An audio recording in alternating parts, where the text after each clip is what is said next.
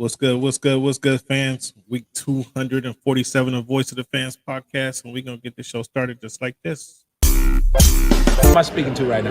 Cameron. My name is Cameron. Cam Buford. We got some good questions today. I'm a Dolphin fan. There's always room for improvement. This is a big, big year for Tua to prove that he's a franchise quarterback.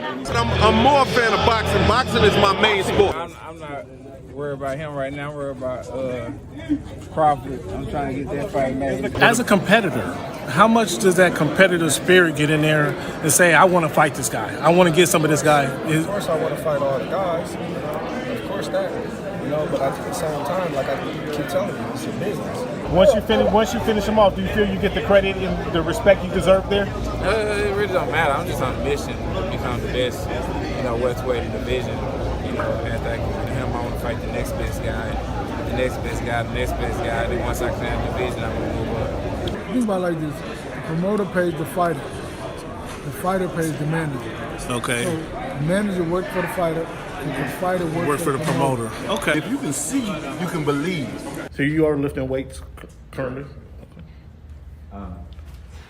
It's not like that. When he said it's easier to score in the NBA versus Europe, did you agree with them? To me, it's easy to score all over the world. Aaron, what has the game of baseball taught you? One of the biggest things is being humble. Can you give a message to the kids to kind of persevere through the false teachings they may be giving? Patience. Okay.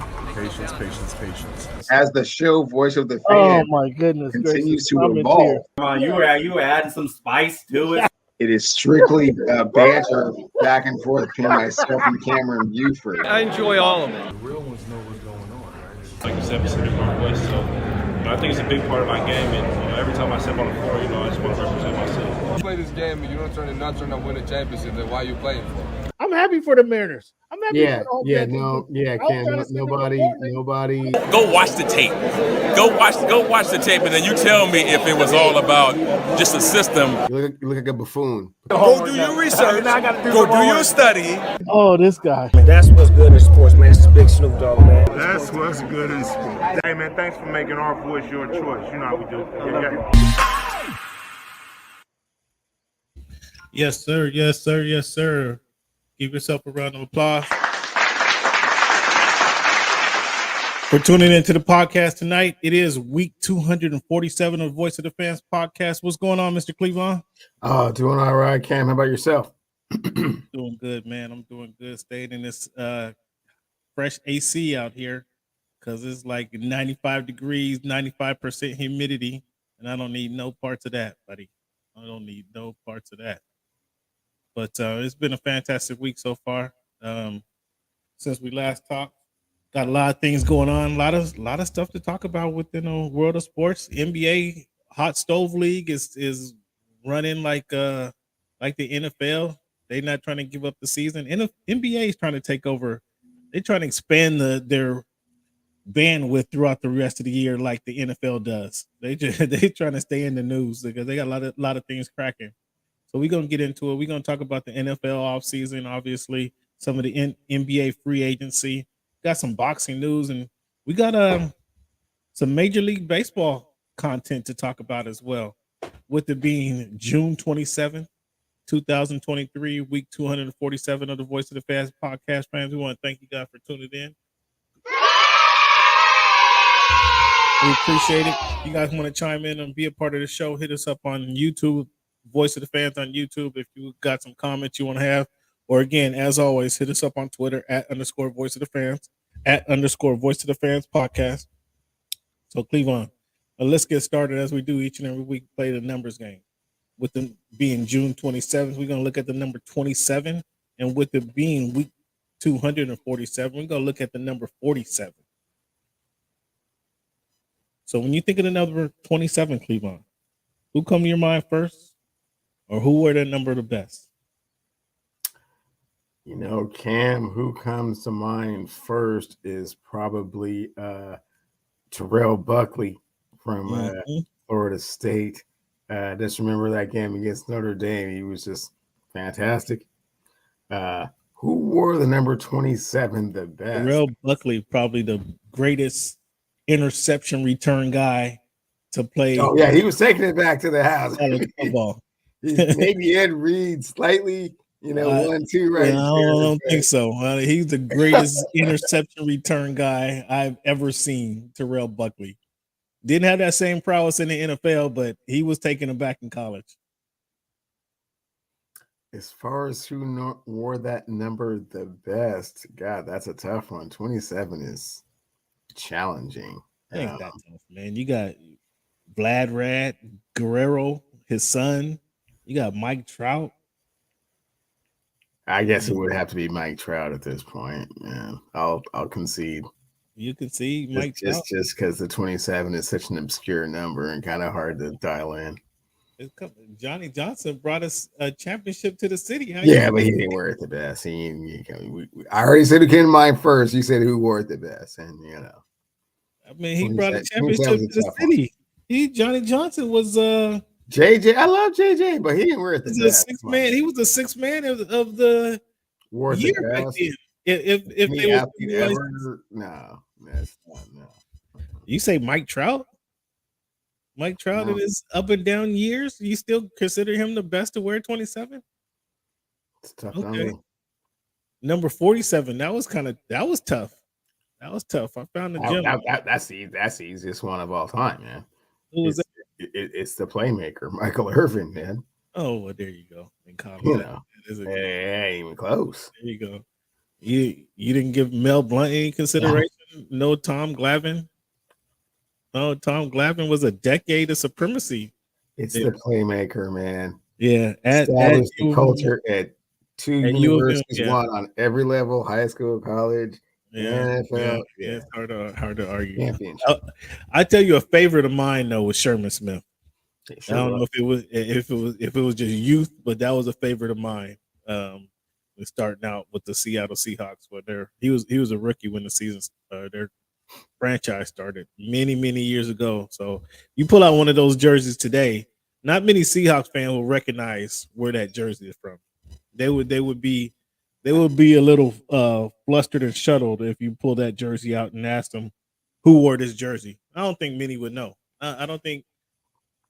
Maybe they say Steve Largent or Dave Craig just because as we discussed a few weeks ago, Steve Largent's on the Mount Rushmore of Seattle players, but maybe they say Steve Largent. I don't know. I think most would shudder though when they see that jersey and think it's a 2014 rendition of an old jersey.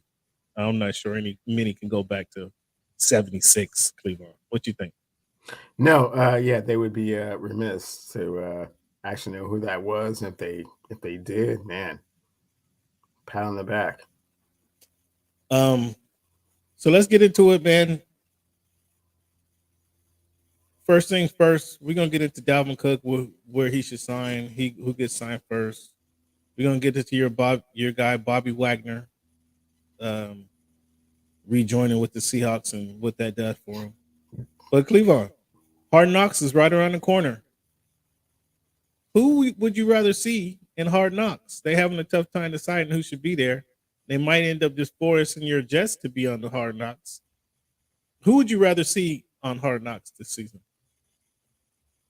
What are the options for who I can choose, to be honest?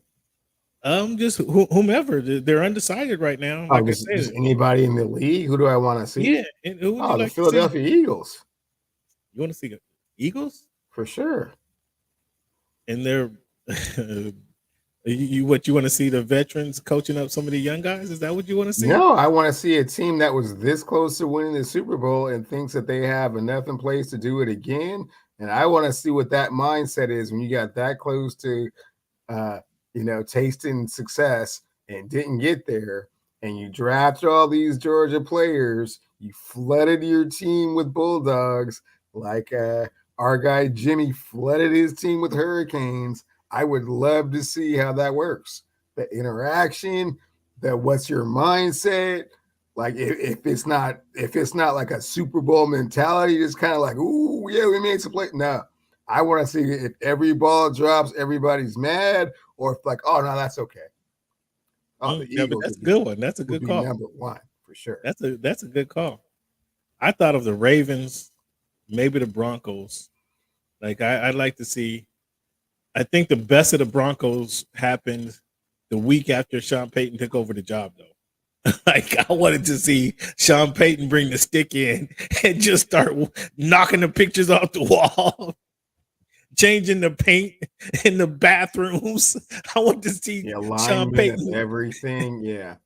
I want to see Sean Payton come in there and clean house. Like I say, the best of that is probably already happened, and now it's OTAs would have probably been the best time to see what's going on in Denver. But I think Sean Payton, that would be a good one. Kind of see how he turned Russell around. See, kind of to your point, to see if Russell could change things around from what happened last year, or is he back to the same old, or is he following the rules? Is he listening to the coach on the sidelines? That sort of thing.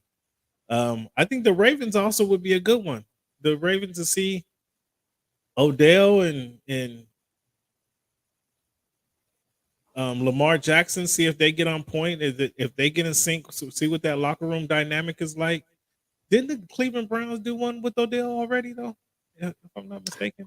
Perhaps. I haven't watched Hard Knocks in quite some time. I haven't watched since the Jets were on the last time with the Darrelle Revis holdout, and just it was mind-boggling how much anxiety that caused Rex Ryan. It was crazy.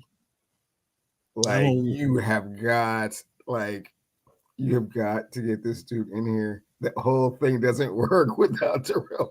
And usually they talk about a quarterback or a linebacker that having that impact. He was talking about his cornerback. Like, this does not work without him. What is the status? And he was trying to be cool. Every day that's the one he was talking about. Wasn't there? He just got more anxious. It was crazy. That's the one he was talking about. Where the foot fetish came out. What came out that he had the fetish, right? That might have been that one, but it was I didn't remember that season. I remember. I just remember that he was always trying to instill that, like, for lack of a better word, like hurricane mentality. He'd already come from the Ravens, so he just wanted, and the Ravens were dominated by hurricanes, right? So he kind of was trying to like instill that type of culture, but at the same time, he could not go 20 minutes without asking if Darrelle Revis was coming to camp. Sure. Yeah, I think I remember that one vaguely. Anything Jets that stick in my head too long, so I think I remember that one vaguely. So Keyshawn Johnson the other day gave us his top 5 wide receivers list. So I want to get your opinion on this. Did you hear the list? I did not hear the list. Curious to know what Keyshawn thinks. You want to guess who's on this list?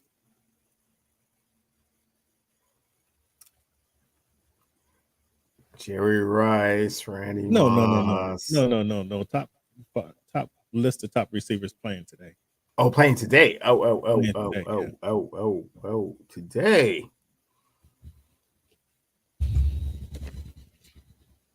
I'll tell you if you don't want to. Justin Jefferson, Jamar Chase, Cooper Kupp.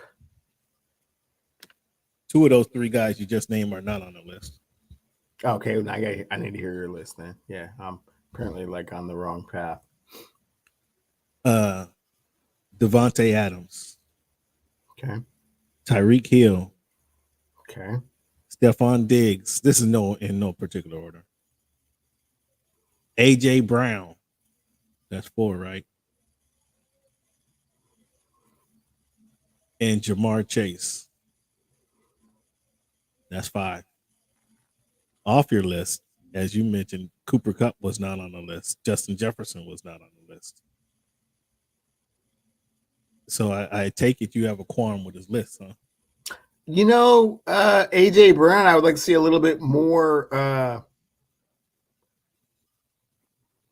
Yeah, I'm with you. Ninja. You know, replicate what you did, and Stephon Diggs. You know how I have a love-hate relationship with Stephon, so I can't really give it to him 100%. I mean, he's better. Not top five. Not top five. He's better than Cooper. He's better than Cooper Kupp. Oh, for real? Who was the MVP of the league the year before? He's better than Cooper Kupp. So I'm so sorry. So Cooper Kupp didn't win the MVP and the Super Bowl? Oh my goodness! Did they throw it to him 30 times a game? Oh, okay. Well, did he? I guess what you're saying is they threw it to AJ Brown 30 times a game. He would have the same production as Cooper Kupp and win a Super Bowl. Is that kind of where you're going with this? Cooper Kupp, I think, honestly, had 19 targets that game. Cooper Kupp, Stephon Diggs is better than Cooper Kupp. Come on, Cooper Kupp had a good run. Please. He's had a good run. Please do that. Please do that in late August when we do the thing. Yeah, please do that, man. What? If they're both on the board, yeah, take a AJ Brown. I'll take Cooper Kupp if I have the pick after you. Yeah, please do that. See, they're different offenses. That's Please a different. Oh, that's man. a totally different system. Please do that. That's a wait. Stephon Diggs is a better receiver than Cooper Kupp. Absolutely, Cleveland. I've been telling you this for. I've been talking about Stephon. No, Diggs for 4 years. You've been 4 years. Stephon since he was in Minnesota, for 4 years, and then after he got traded at Buffalo, you saw the difference. You saw the difference it made. All right, man. Cooper Kupp. Granted, Cooper Kupp did when he got if I'm the general manager and there's nothing to give up, and they say, hey, you can either pick Cooper Kupp or Stephon Diggs. I'm picking Cooper Kupp. That's just me. I mean, right now, today, you might go that way because Stephon hasn't been the happiest of campers. Oh, he's starting to morph into Antonio Brown. You've seen it, he right? hasn't been the happiest of campers. You've seen him morph into Antonio, right? But I think he's been the only one since Keenan Allen suffered his injury. I don't think he caught 100 passes. I'm going off the top of my head. I don't think he had 100 catches. But that leaves Stephon Diggs was the only one with 100 catches the last 5 years. Like Cooper Kupp hasn't eclipsed. Has Cooper Kupp played 5 years yet? Exactly to my point. There you go. We talk about consistency year after year after year after year. Exactly my point. Man, exactly my point. That sounds like a Terrell Davis kind of argument. That's weird. See, Ninja, there's your cousin again. It is. There's your cousin again.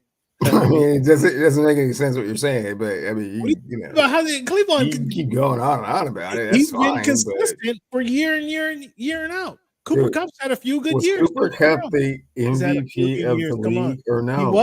He was when he got 19 targets at the receiver a game. position. 19 targets. How many receivers have been MVP of the league? Oh my goodness gracious! Less than 10. I guarantee you less than 10, and that's just off the top of my head. I bet it's less than 5. Yeah, you're right. He was the only offense on the team. Man, why are you making excuses for why somebody won an MVP? I'm not making excuses. Yes, you are. I'm still telling you. I'm still taking Stephon Diggs. You're saying that he won the MVP because they just kept throwing him the ball all the time. Exactly. And his NFC West, the NFC West can't tackle. And so why do they keep throwing him the ball all the time? Cannot tackle. He's always open. Well, he's not really always open. He breaks a lot of tackles. Okay. I mean, no, he's great. Don't get me wrong. Don't get me wrong. He's clearly the objectivity is not with you today with this subject. We can move on. But Justin Jefferson shouldn't have been left off that list. I mean, Justin Jefferson. I might pick Justin Jefferson 2.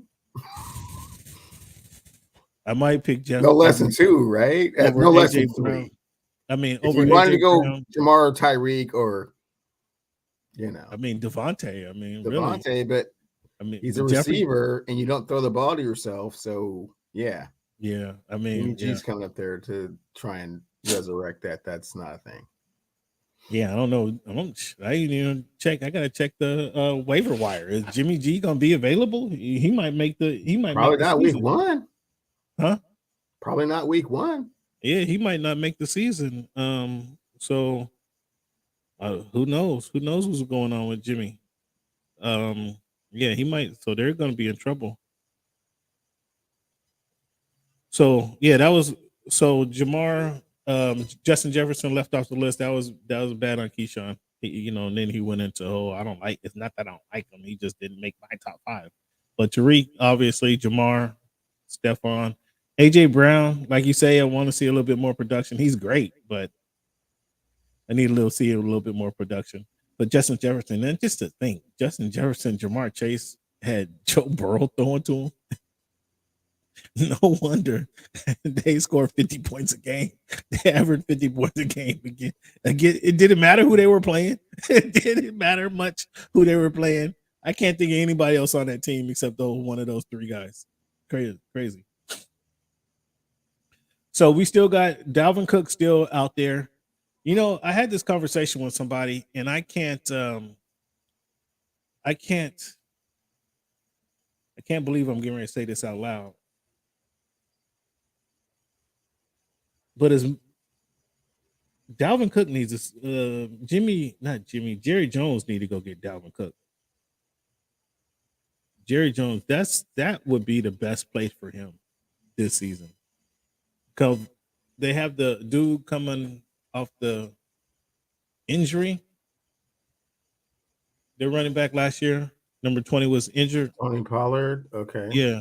So and no Ezekiel, okay. Yeah, and no Ezekiel. So, but I don't think Tony Pollard, and his advantage was Zeke was still the number 1 guy, and they would give it to him as kind of the swing back, or not even the swing back, I should say, the off speed back, and then he was bursting through the holes that Ezekiel. Everybody was used to tackling Ezekiel, but Pollard was running by those tacklers. And they were expecting, Zeke to come run through him. Pollard's like, no, I'm doing something else. I'm getting by you. And so that's what made him, I want to say, made him so good. That's not, I'm not going to say that, but I think the situation would change if now he's running the ball 15 to 17 times a game. He won't be as explosive week 6, 7, 8, 9, 10. If they have that other back to kind of then him to play off of, that still allows him to stay fresher longer. I think that's be the best place for him. Don't get me wrong, Ninja. I like to see him in a Dolphins uniform. I'd love to see him in a Dolphins uniform. But the Dolphins, he would be one of 3 backs in the Dolphins uniform. In Dallas, he would be one of 2 backs. Dallas didn't replace Ezekiel Elliott. Well, they drafted a couple running backs, but they didn't replace Ezekiel Elliott per se. And so they can use Dalvin Cook. He also needs somebody to kind of spell him, and that would be a good combination. Am I wrong on that? Completely wrong, Cam. I don't know where you get this thing that Dalvin Cook needs to be replaced, or he hasn't been the board of health in Minnesota now. Hey, let's make no mistake about this, man. He would be number 1 on the Dolphins depth chart. Those other people that you're referring to, one of them gotta go. It has nothing to do with him. If Dalvin Cook was your cowbell, wow, you guys might make the playoffs. Oh boy. The other team in Florida, there's 3 teams in Florida. The other team in Florida that could use him is the Tampa Bay Bucks. Wow, all of a sudden they have kind of a balanced offense. The team that nobody's talking about, and not trying to stir the pot a little bit, best place for him is Cincinnati Bengals.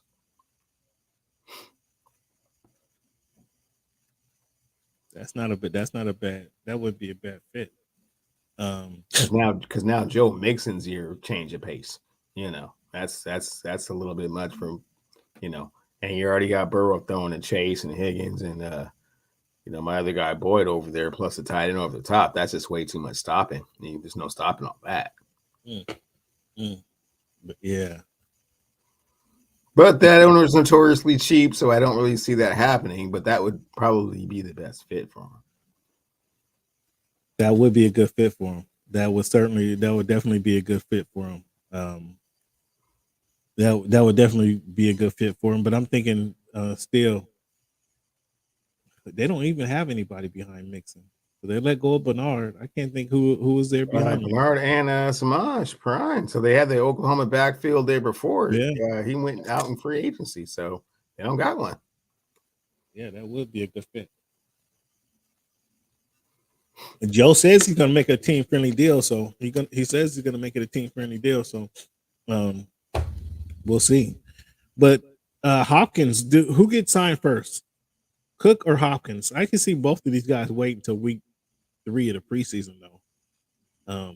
Just to kind of see how things play out so they don't have to go to camp. I think Hopkins gets signed first just because of how the market looks. I think as far as Dalvin Cook, everybody is still kind of, truth be told, a little shell shocked as to why Minnesota moved on. I mean, it's like, okay, I thought he was balling last year. That's weird. Like, do they know first season? No, that was the first season he actually started 17 games. That was the first season. He hasn't started all 17 games before then. So, Minnesota saved $6 million. It just didn't make sense. What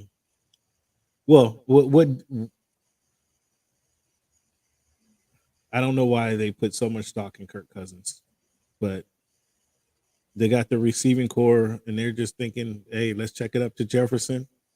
But now Adam Thielen's gone. It's like, check it up to who? And after Justin Jefferson, who? They were Thielen was weeding out anyway. Okay, so I mean, you're talking about chucking it up. I mean, I don't know if you think Madison is an adequate replacement for Dalvin Cook. No, but they're not going to running the ball like that. With Cook, the best thing about Cook is you can give him the rock 12 to 15, 20 times a game. And they're like, no, well, we're a passing team with Kirk Cousins. And years ago, man, I guess it was the season after they signed Kirk Cousins to the fully guaranteed contract. It was a season after that. That's when I was covering the Chargers, and Minnesota came to town. And I asked, talking to one of the Minnesota beat reporters, and I just asked him, so what do you guys think of Kirk Cousins? Like, how do you guys feel? Oh, he's great. Like, the first quarterback to earn a fully guaranteed contract. We're happy with them. I'm like, really, guys? Come on. Really, guys? And then clearly they were homers. It might have been talking to the owner's son. I don't know who I was talking to, but they were all the glory of talking all everything was glorious with Kirk Cousins. And I think he threw 2 interceptions that game. They ended up winning the game, but I think he threw 2 interceptions that game. The Chargers might have, I think in that specific game, the Chargers might have fumbled twice and then threw 2 picks. And so they essentially gave the game over to the Vikings. When after the 2 interceptions, I looked back at the guys and said, well, what do you think? What's up with your guy? Oh, it's nothing.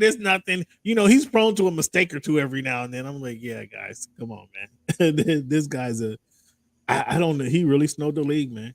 And Kirk Cousins is a prime example. Is just smile and make your boss happy.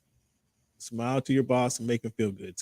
Smile and make him feel good, because that's how he got that money. He didn't get that money because of the way he plays on the field.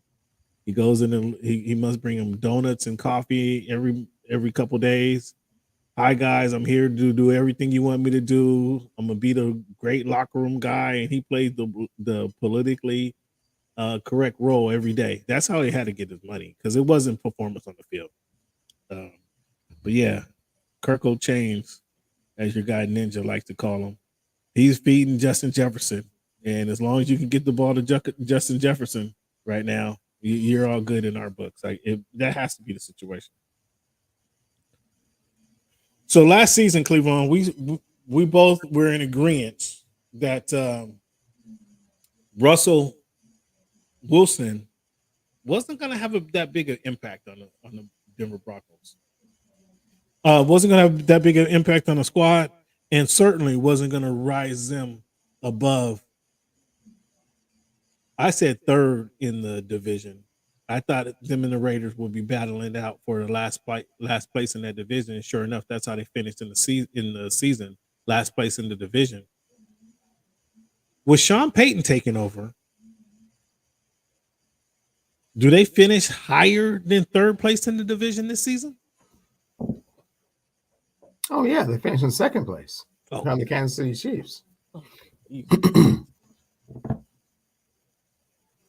You're joking, right? No. All right, so this this leads me into another conversation. I'm going to talk about the Seahawks. The Seahawks are rated. ESPN had this rating today. Surprised the shit out of me. Seahawks are rated the fourth most explosive offense this season, or predicted to be the fourth most explosive offense this season. Partially because the receiver. I've been telling you for how many years did I tell you they needed a legitimate receiver on the other side of DK? So I got DK wrong. I told you I didn't get him wrong. I told you he wouldn't catch 50 passes. He caught 52 passes that season. Is that what I said? Oh man, we're not even going back to that, man. That costs you dearly. I'm not even gonna try and open up those wounds and scars. Come on now. No, I'm just saying legitimately. I said he wasn't going to catch 50 passes that season. He caught 52, I think. It's more like 80, but okay. No, I don't. Come on, look, I don't think it was 80. Stop it. Nonetheless, it cost me. Yeah, it cost me a big dinner. It did. However, I still was telling you that Lockett should be in the slot. They needed a receiver. I told you that for 3 years straight. So they finally go out and get a receiver. So that picks up. That put Lockett in his proper position. And then they got the running game going on. I don't think the running back out of UCLA, I think he's going to be a bust. What do you think of Charbonnet? What's his name? I like him. What do you like about him? What do you like about him? He was solid. He was solid all the way through his Pac-12 career. No, he got ran out of Notre Dame. Ended up in UCLA. UCLA football stinks. So I don't know how you. Okay, well, I mean, you put your Trojan, hat on. That's fine. I mean, it's not. I'm just saying, from what I saw from him, he looked explosive. Yeah, they must have beat the Huskies. Physical. They must have beat the Huskies a couple of times over his last couple of years. Is that what it is? He had a couple of good games playing at his running style, his ability to get yards, after the tackle. I mean, Walker's going to be back there. You think he's going to spell Walker at all? I didn't see anything that let me or made me confident that Walker can play a full season. He had 1 year. Okay. Well, I mean, I know all the time at Michigan State he was really, really durable. Not that durable last year.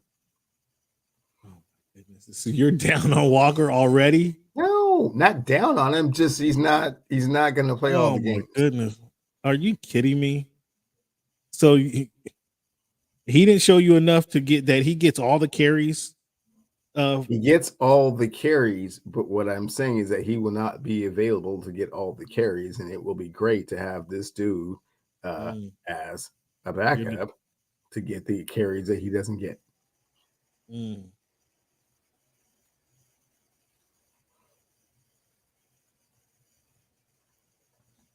kid missed 2 games, rushed over 1,000 yards, and Cleveland was trying to give his carries away.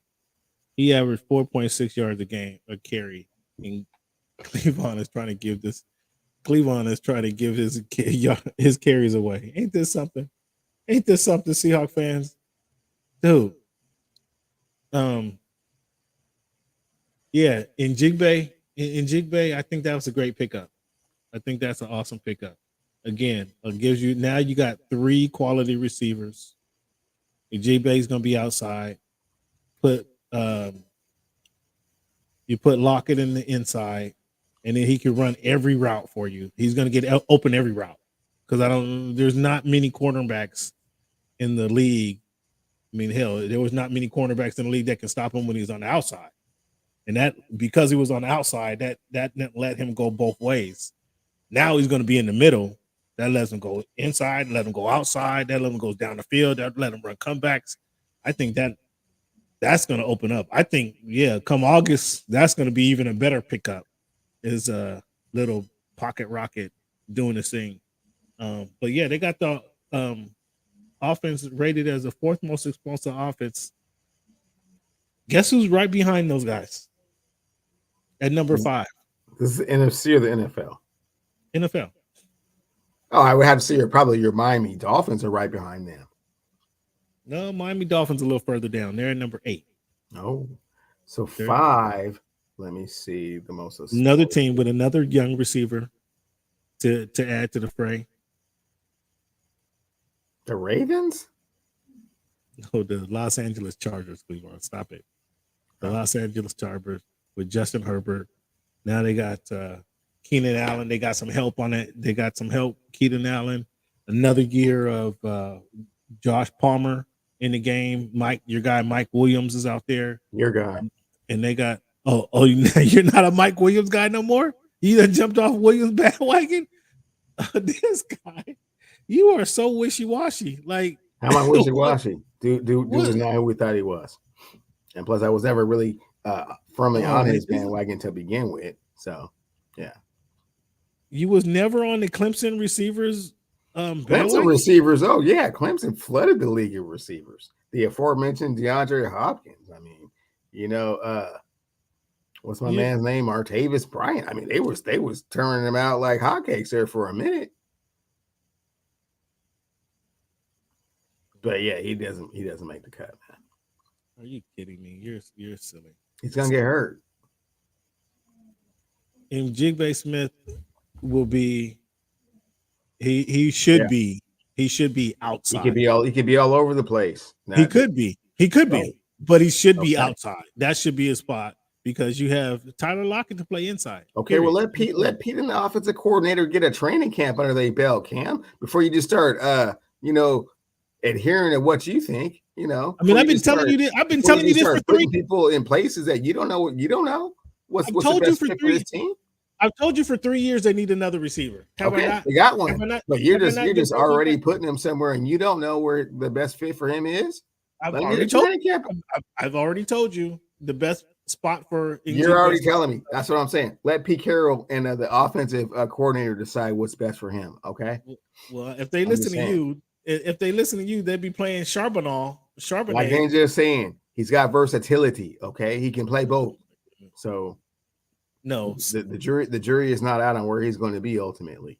Lockett is the inside guy. Once you got to get this through your thick skull, you'll understand. I don't know why you guys want to argue with me about who should be where. Don't you know? I know this game. Don't you understand that? So the Chargers, so the Chargers are supposed to be the most 5th most explosive offense in the league. We'll see what Eckler, how they use Eckler, how effective he is. 4th and 3. Go for it. Just go for it. I don't care where you're on the field. You're the 5th most explosive offense in the league. I don't care where you are on the field. Just go for it. You can't give it to Eckler on 4th and 3. Man, just go. Whatever you're doing, you're explosive. Just go for it. Yeah. Hey, nothing wrong with that. I'm not opposed to not going for it. That's a good play. Going for it is a good situation most often. Mm-hmm. But seriously, you have the Broncos having a better record than the Los Angeles Chargers, Cleveland. Oh yeah, this season. I mean, how serious are you about this? Real serious. How serious are you about it? I mean, I need my full moon. I haven't got my full moon from you yet. Well, hey, man. I gotta. You already know my criteria. We will reassess this after training camp. Oh, here we go. And obviously, if Russell Wilson and Judy tear their ACLs, no, I'm not doing that. But if everybody's healthy, I mean, say it with your chest right now, though. Say it with your chest. I am saying it with my chest. I was not a fan of how those guys went to Jacksonville with a 27-0 lead and couldn't win the game. That's because I told you that. Don't give me no excuses and explanations about how that happened. Because they could not run the ball. Man, they could not run the ball. Cut it out. Cut it out. You don't lose 27-0 leads at halftime.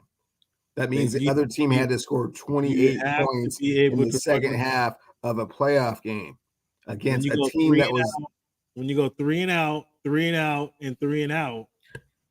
Wow. That's what happens because you can't run the clock. You can't run the ball. Man, I don't want to. You can't run the ball. Yeah. No period. one wants to hear all your excuses and explanations as to why they lost. It was just very revealing that they lost. Oh my goodness! See, Staley, you guys got to finish the season, man, because this is on your watch. It's gonna be all season long. This is on your watch. It's gonna be this all guy is season not long. When they 4-5, and you bring our guy back on the show, man, and he's getting all mad at me for asking questions. Like, okay, I'm so sorry. You got the Charger lenses on, man, with the bolts going through them and stuff. They look cool from the outside because they got the 2 bolts on them. Herbert, Staley, I wish you guys could hear this clown over here. Dude, no. This guy, he can't wait. He can't wait for this futility to continue. He just can't wait. He can't wait. He's already primed it up. They're already like the 7th or 8th best team in the AFC. Try and make the playoffs first and foremost, man. All these other put something on it. Put something on it right now. No. If you're that confident, put something on it right now. Put the rib dinner on it right now. Exactly. Okay. OTAs has already been had. Put the rib dinner on it right now. This is hoop. I put something on it. No, you would not. You be still crying about it's too early. It is too early. Preseason's gonna start next week. In 3 weeks, preseason starts. Put some on it today, tonight. I got elbow on it that says the Broncos will come in 3rd place again, behind the Chiefs and the Chargers. Put some on it. If you're that serious, put some on it. And you see how cowardly he is. I say put some on it. He don't want to talk. But when there's nothing on the line, he want to talk all night long. We will talk August the 31st after training camp's over. Let's put some on it now, though. Have it be courage in your conviction. Why put something on it now when I don't even know if there's going to be, because you're so confident. You're so confident. You're so confident how the Chargers going to spit up all over themselves again, and how Sean Payton is healthy and things play the way they are at present. If it was a 5th, but I'd be a rich man right now. Well, you ain't that confident. You ain't that confident. Well, your Chargers ain't making the playoffs, man. Put some on it. That's what I'm saying. Give me some more explanation later. Don't say it again unless you want to put something on it. You know what? Put something over under on. Put something on over under. Derwin James plays 12 games. Will they make the playoffs, Chief? Will they make the playoffs and will they finish number 3? Oh, you don't want that one? No, we're talking. I just threw that one out kind of randomly. You don't want to jump on that one? Why don't you put something on? Austin Eckler will get 1,000 yards. Put something on the Chargers. Put something on that. Finishing 2, number 2. Put something on that right now, early on the 27th. I got elbows all day for both of those. Why are you changing the topic?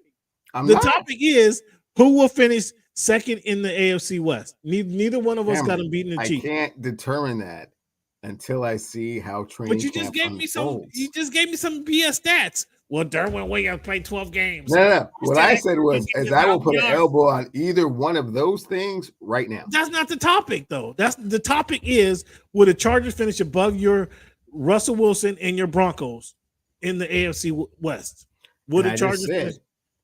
But you have no confidence in that. You don't want to go quarterback, running back, and wide receiver all tear the ACL. He's scared, Ninja. He's scared Ninja right now. They actually are ninjas, but I'm just a conservative, a gambler. You know what I'm saying? Mm-hmm. The young Sam Rothstein background, years of training, so I know better than just jump in there. What does Wagner do coming back to the Seahawks? In fact, I didn't look. I should have looked this up. Who led the Seahawks in tackles last season? Wasn't it their linebacker? I believe it was Jordan Brooks. And he got hurt towards ACL towards the end of the season. Oh boy. So Wagner steps right back in there and put into this position. Does Brooks go to OTAs?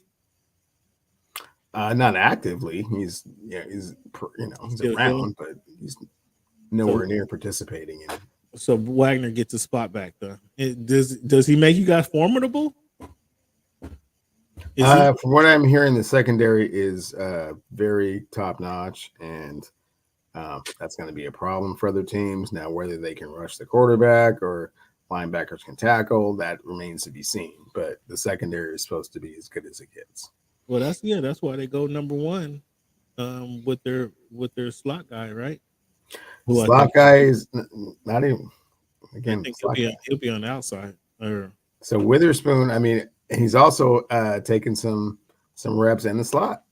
So last year they had, and they said Michael Jackson's having like a tremendous camp, and they got a few too many safeties running around back there. So Jamal Adams is supposed to be a hybrid coming back. He's put on like 10, 15 pounds of muscle. Pete Diggs is back there. Pete can identify some cornerbacks, and then he's making them all compete. So he's making them all compete back there. So I can see while you can, and this is that time. I mean, this is a Pete Carroll special, right? Almost like a new recruiting class, right? Yeah, I mean, and again, even though they had the 2 number 1 guys last year, Pete brought in another one. Said, "Okay, you guys don't get comfortable back there because I'm bringing somebody else and make you guys compete for your spot." No, he meant those other guys. He wasn't talking about Tariq Woolen, by the way. Just so you know. Okay, we'll see. We'll see. So, who's the biggest threat do you have to the Chiefs in the AFC this season? Is it Buffalo? Cincinnati Bengals. Well, okay, let's go other than the Bengals. Yeah, you're right about that. That's an easy answer. But outside the Bengals, is it Buffalo? Is it the Jets? Is it the Dolphins? You saw the Pro Football Network pick I sent you, right? You saw that. I would say that probably the biggest threat would be Baltimore Ravens. For some reason, I've typically been high on them Ravens. For some reason, I'm not sure it's all going to come together for these guys. And I'm not exactly sure why that is. But I've been pretty high on the Ravens, regardless who's there. But I'm just not. Dobbins, can we expect Dobbins to be there totally healthy all season long, running the ball? Can we expect that? Who's going to be behind Dobbins? I'm not. I don't know how well. Maybe I'm a little disenchanted about Lamar Jackson and kind of his the situation with his receiving core. Like, he has the most talent he's had at receiver with Zay Jones coming back there, Odell, your guy Bateman. That is probably the most talented receiving core he's had. But for whatever reason, I don't know. I'm not entirely confident he's going to be able to take advantage of them. Like, I'm not entirely confident that. Like, I like the running scheme that they had. And if they're trying to change that up, I just got to see it before I just jump all in with the Ravens. Am I wrong? Do I got that wrong? Yeah, I mean, if you were ever a Ravens fan, if you're ever a Lamar Jackson fan, this is his best a team as he's ever had. These are the most tools he's ever had. That I agree with you on. Yes. So yes. So I agree. If you were ever a believer, then this would be the season to believe. I'm not saying that they're going to do it because I don't think that they will because it's in the AFC. But you were just saying like the biggest threats, and I would start there because the other teams have a lot more question marks than this Ravens team has. Buffalo Bills, that window has sailed. It's already starting to get chaotic over there. You can already tell that's falling apart. The Patriots dynasty is no more. Unless they get Dalvin Cook, that would change things dramatically, or DeAndre Hopkins, and then they can be a little bit more in the conversation. The Jets, they're knocking on the door. Are they going to kick it in this year? Probably not. I'm not expecting the Jets. The Dolphins window is closed. That's right as well. The Dolphins window is closed. Just Cleveland. Pittsburgh is probably one more year from kind of making their, resurrection back to what they were doing. Cleveland is probably one more year from being kind of in the conversation. How can you say the Dolphins? The aforementioned Broncos, we'll see what they can do. They probably have the best chance of doing that. Teams like the Raiders, no, nothing happening there. Jacksonville. How are you just closing the window on the Dolphins, though? How are you just closing the window on the Dolphins? It comes down to the window gets thrown back wide open if they sign Dalvin Cook. But right now we saw that that explosive offense wasn't enough to really get far in the playoffs, and the quarterback position is a question mark. If the dude stays healthy, how is that a question mark? That's what we're dealing with. If the dude stays healthy, I'm so sorry. Can you say that one more time? If the dude stays healthy, how is that a question mark? Oh, okay. Well, if you can guarantee the dude stays healthy, then obviously my outlook would change, dramatically. But what type of evidence do you have that the dude's going to stay healthy?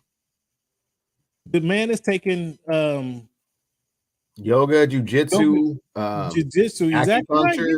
Jujitsu, so he learns how to fall. Okay, we didn't know how to do that before. Yeah, I mean, that's kind of funny. And just because you train on how to fall, does that help you when Aaron Donald's coming at you? Do you know how to fall properly? Is there a technique when Aaron Donald falls on you that you like? Oh, yeah, see, I don't hurt as bad. I mean, to your point, if you ever learned how to kick slide by now, if you ain't learn how to do that, that's not something you. Yeah, that's the intermediate stuff on the field. That's not the that dude is coming. Ooh, I didn't see him. Ouch. Yeah, none of that. Yeah, that's that don't help when your helmet hits the turf. Well, again, Cleveland, your jiu-jitsu falling methods are not going to. Cleveland, you laughed at me. You laughed at me last season when I showed you video of the problem my man was having. If he would just get rid of the ball, some of that stuff wouldn't happen. You laughed at me though. We don't have time for all that, man. We don't have time for.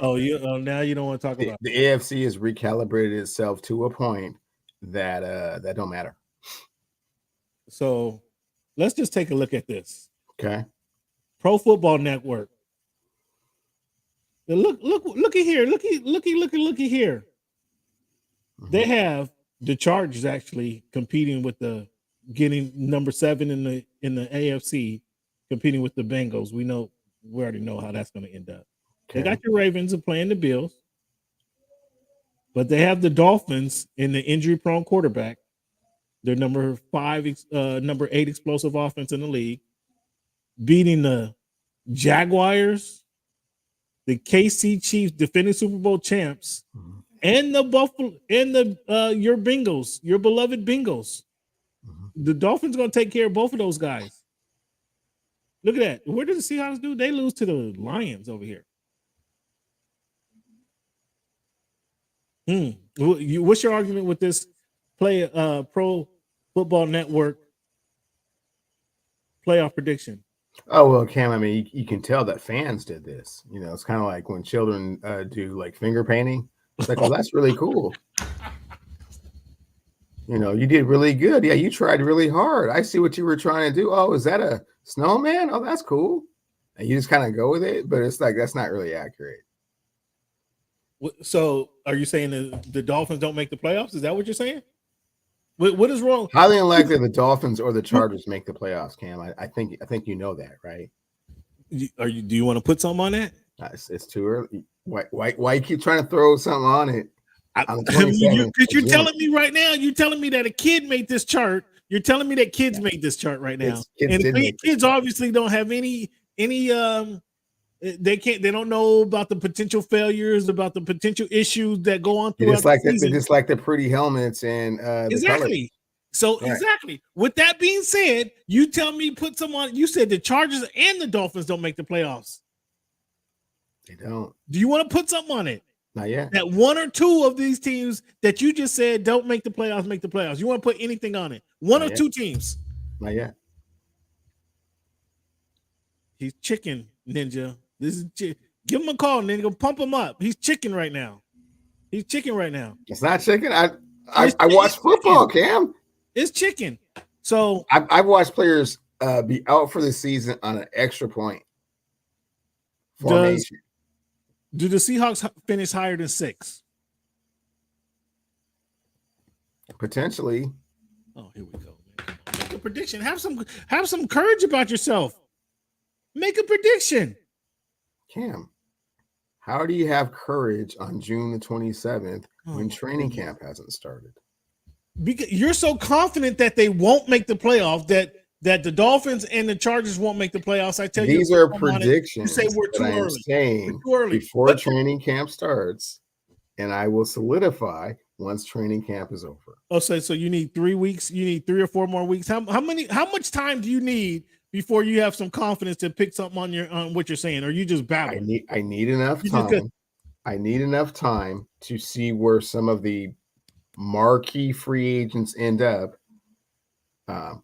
So basically, you're babbling. DeAndre Hopkins, you're babbling. Dalvin Cook. I'm sorry, fans. I'm sorry, fans. He's just babbling right now. I'm sorry. I need some time to see if there's going to be some injuries that happen, because those always happen.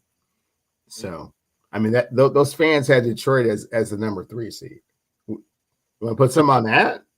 You're not. Oh, now you want to put something on something? Oh, I will put 1, 2, 3, 4, 5 of those that Detroit's not the 3 seed. Are you down for that? I mean, Detroit's going to be better than. I see you retracting into your hole there. I said 5 elbows. Right now, on June the 27th, the Detroit Lions will not be the 3 seed in the NFC when the playoffs start. How you feel about that? Give me the 5 seed. Give me 5 seed. No. give me 5 seed. What the fans say? What the fans say? Give me the 5 seed. What the finger painters say? Give me the 5. It's a 3. No. Give me the 5 seed. No, There'll be at least a 5 seed. No, absolutely not. There'll at least be the 5 seed. You were backing the fans, right? Fans got your Dolphins in the Super Bowl. Fans got your Dolphins beating the Kansas City Chiefs. And give me the 5 seed. That's a different division. We're talking about the NFC right now. Your fans got we're talking about the Detroit Lions beating the 2 teams in the AFC Championship last year, back to back. Give me the 5 seed. You got a deal. No 5 seed right now. Absolutely not. Right now, what's your fans 4 say? Seed. Give me the 4 seed right now. No. Number 4. Oh yeah, see. Yeah. Ride with your fans or don't ride with your fans, man. The 3. No. 5 pounds. Not a pound. 5 pounds. They are not the number 3 seed. The 5 seed. 5. Give me number 5 and you got a deal. Give me number 5, you got a deal. That's what I say to that. Give me number 5 and you got a deal. This isn't pawn brokers, dude. What are we talking about here, man? Like the fans voted. Number 3. Yes or no? No, it's there. I don't got them that high. I'm not that high. I'm high in the Lions. I'm not that high. Okay. I'm not that high in the Lions. Okay, come down off your I'm not that high in the Lions. Your rooftop there. JJ Watt said he'd come back. He retired last season and was all emotional after his final game. He said he'd come back and play. You want to know what he said he'd come back and play for? The New York Jets? Huh? New York Jets? No, he said he'll come back and play with any team if they pay him $20 million per year. JJ, I'll come back and play for $20 million a year, JJ, or $20 million a game, JJ. Like, you ain't saying nothing. Right fit if he's healthy. Wow, that's the difference. Yeah, Ninja. Yeah, Cleveland has no courage. He has no courage. He's not willing to step out on a limb right now, Ninja. But Lions will win the division this year, possibly. Yeah, that's possible. I mean, the Bears aren't ready. Minnesota, no confidence. The Lions have actually revamped their defense around, so they're going to be better. They can win that. You want to know why they're not gonna though? You gonna blame the quarterback? No, because they no longer have a last place schedule, and they now have expectation, which is something that they haven't had in the past. I'm sorry, they had the last place schedule in the past. This is not going to be a last place schedule, and people are expecting them to win. And it's like, oh, it's not going to be like, oh, the Lions are coming to town. Yeah, they're not the sleepers no more. I'm with you there. All right, man, Cleveland. So that was basically our NFL rundown for this week. Cleveland doesn't want to talk. He doesn't want to put anything on the Dolphins and the Chargers making the playoffs, but he's so quick to say something about the Lions. That's kind of weird to me. So let's jump right into this NBA. As of now, let me check and see what Woj got for us. But as of now, Dame Lillard says, I'm good. I'm cool. I'm good. Have we had Dame fatigue yet? Or we're waiting on him either for the Portland Trailblazers to send him packing or him to say, I want to go somewhere? Have we reached Dame fatigue yet? So, no. And you want to know why? Because Dame is not ever going to say, I want to go somewhere. I am just really tired of this. He's already stated and put his flag in the ground like, I'm a Trailblazer. I like it up here. I'm not going to go running around ring chasing. I'm going to play my career out here. I hope we win a championship here, and I'm going to do everything for this organization to win a championship here. So, I mean,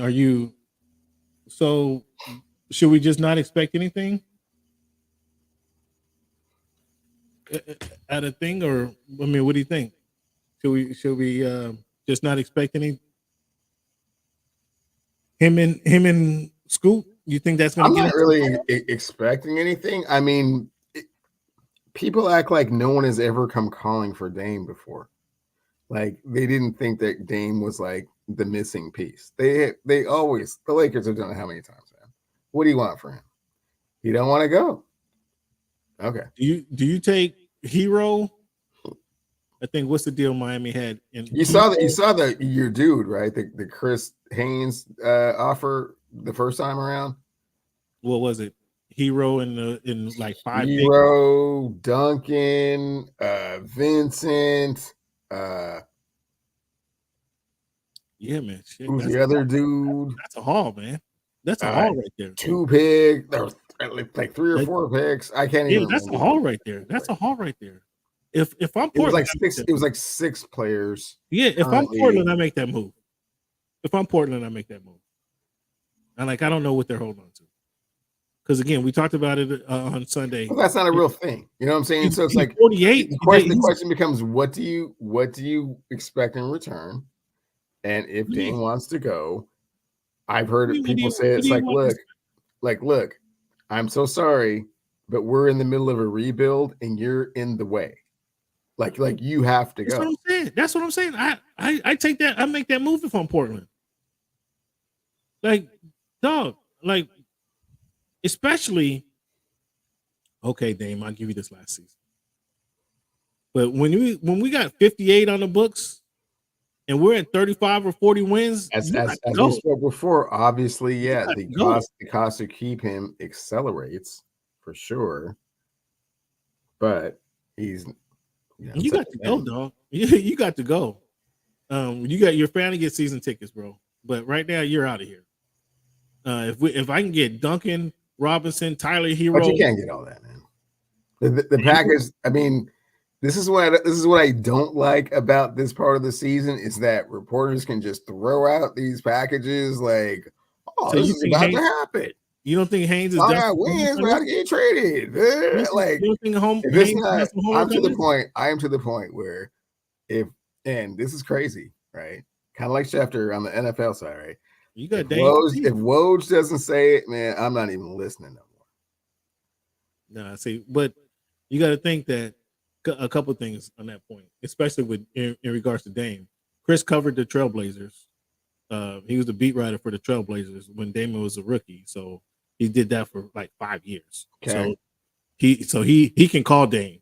He can call and text Dame anytime he wants. He can call Dame. Can he call the general manager and they say, "Oh yeah, this is what we're talking about"? I mean, he doesn't have to. He can talk to whoever's in Miami and get that information. Oh, okay. The GM well, in that was Miami grossly off, way wrong, at least to this point. So, well, who says it was wrong? It just the deal hasn't went through. That doesn't mean it was wrong. The deal hasn't gone through. that is exactly what that means. No, the it deal was wrong. No, it does. That's not what it means. That's not what it means. Dame hasn't said I want to go, and Portland isn't convinced they want to get rid of him. No, Dame's already said that Miami is one of the places he will go gladly. Actually, that's the only place he said that he will go gladly. He said, "Yeah, not so much Boston, and not too much of a fan. Philadelphia, Miami. Oh yeah, I'd go there." Well, I mean, who wouldn't go to Miami? I mean, who wouldn't go? Who wouldn't go to Miami? I think you're the only one that said. Well, I mean, to this point, he said that he wasn't going to go anywhere. He was content with whatever the Blazers did. But if I just gotta go, and it's just that time, and the writing's on the wall, yeah, I go there. And that's where I think that's where it's at. Dave got to wrap his head around it. It's time to get out of here. And yeah, if I'm again, this year's 48, next year's 58. If they win if they don't make the round 2 of the playoffs in the Western Conference. In the Western Conference, yeah, they're not making round 2 of the Western Conference playoffs, man. You might as well pack your bags, Dame, because we got moving trucks ready to go. As soon as that final buzzer, no moving trucks. No. You just have to play somewhere else. There's no moving trucks. You're clearly a pillar of this community. You're not going anywhere. The 27 dealerships in every well, I'm saying I'm sure he not. He might want to. No moving trucks. No moving trucks. I guess you get 58 mil. I guess you get 58 mil. You can come back anytime you want, but you can start a new life somewhere else. But yeah. All right, here's a plane ticket, bro. Thanks. Here's your plane ticket. Plane ticket, contract to play somewhere else. But yeah, you're very much entrenched in this community. Is Draymond Green more valuable to Golden State than Klay Thompson? We heard Steve Kerr say the other day before the season ended, we're not a championship team without Draymond Green. Which we saw the move. We saw him ship away, which I think. I mean, I understand why they did it, and I'm sure they had to talk to Steph, get Steph's okay on that to get rid of Poole versus Draymond. Poole just didn't live up to expectations. But as Draymond Green, so Draymond Green took a self-imposed week off after he saw a sucker punch Jordan Poole. Self-imposed week off. The team didn't do anything. They welcomed him back a week later for the championship ceremony. Like I told you back then, I'd have suspended him for that ceremony. If nothing else, for that ceremony. Like to send a message, like at least we got some type of discipline in this organization. But no, they didn't. So clearly saying that he was above the law in Golden State. Now he has value. I understand he has value. He has the most value, I think, in NBA with the Golden State Warriors. But he's more valuable than Klay Thompson, considering Klay coming off 2 injuries, didn't have a really good playoff. Jumper wasn't there, wasn't entirely comfortable in the playoffs. And Draymond, he doesn't have to score points, so his defense and grittiness and cheap fouls and cheap shots on the rest of the league are more valuable to Golden State because they don't have anybody else who's going to play like that and do that. Is that more valuable than Klay Thompson? Complex question, Cam. And as you're speaking on it, it pains me to say, but Draymond's more valuable. And so he's not really running it back with Draymond. Do you package Klay? Do you see what you can get? No, why? No, because here's the problem. Without Klay Thompson, Draymond Green has to score. He has to do other things. He has to be involved in the offense, and he can't really actually do any of those things anymore. or probably ever. Not effectively, but yeah. Right. So with Klay Thompson in the lineup, Draymond can do all those things. He can defend all 5 positions. He can, get mad and, not score any points and miss free throws and that kind of thing. However, I think that if you get like someone that's like 75, 80% of what Klay brings, they still potentially can win a championship. You think you got him as championship material? I'm amazed that some of these pundits have Golden State as championship caliber team. Like, I don't see that. Like, I clearly don't see that. With or without Chris Paul. Without even say, let's just say Chris Paul stays healthy throughout the rest of the year. I still don't think they're a championship squad. If you want to start Chris Paul, you want to bring him off the bench. I talked about. Well, you're not starting Chris Paul, obviously. So they're a championship caliber team. Are they as good as they were last year? Yeah, I'm sorry, 2 years ago when they won the only championship type player on the team is Steph Curry. Klay, I talked about Klay's up and down. Draymond, he does certain things on the court that that benefits that specific team and that specific style of play. If Chris Paul, the best of Chris Paul could be was that Jared Jack, as I mentioned, where Jared Jack kind of ran the offense for them guys in the early Splash Brother days and allowed Stephen Curry to play off the ball, allowed Klay Thompson to play off the ball. I mean, that's the best we're going to see if Chris Paul stays with that team, with him in that same role as Jared Jack. Obviously, Chris Paul is better than Jared Jack, so you can expect a little bit more consistent play. Just again, assuming health all the way through the year. But then that's a big if, right? That's a big if. Counting on Chris Paul to stay healthy. I don't know that that's a championship squad. Not with Denver, not with the Suns. The Suns have to do. They just have to really fill out their bench. As I mentioned last week, their scouting department is on the clock. If they can get some undrafted free agents to come in there and fill the void. Now, again, Miami is different than most teams in the league. That there's a culture in Miami. Pat Riley goes and finds these guys.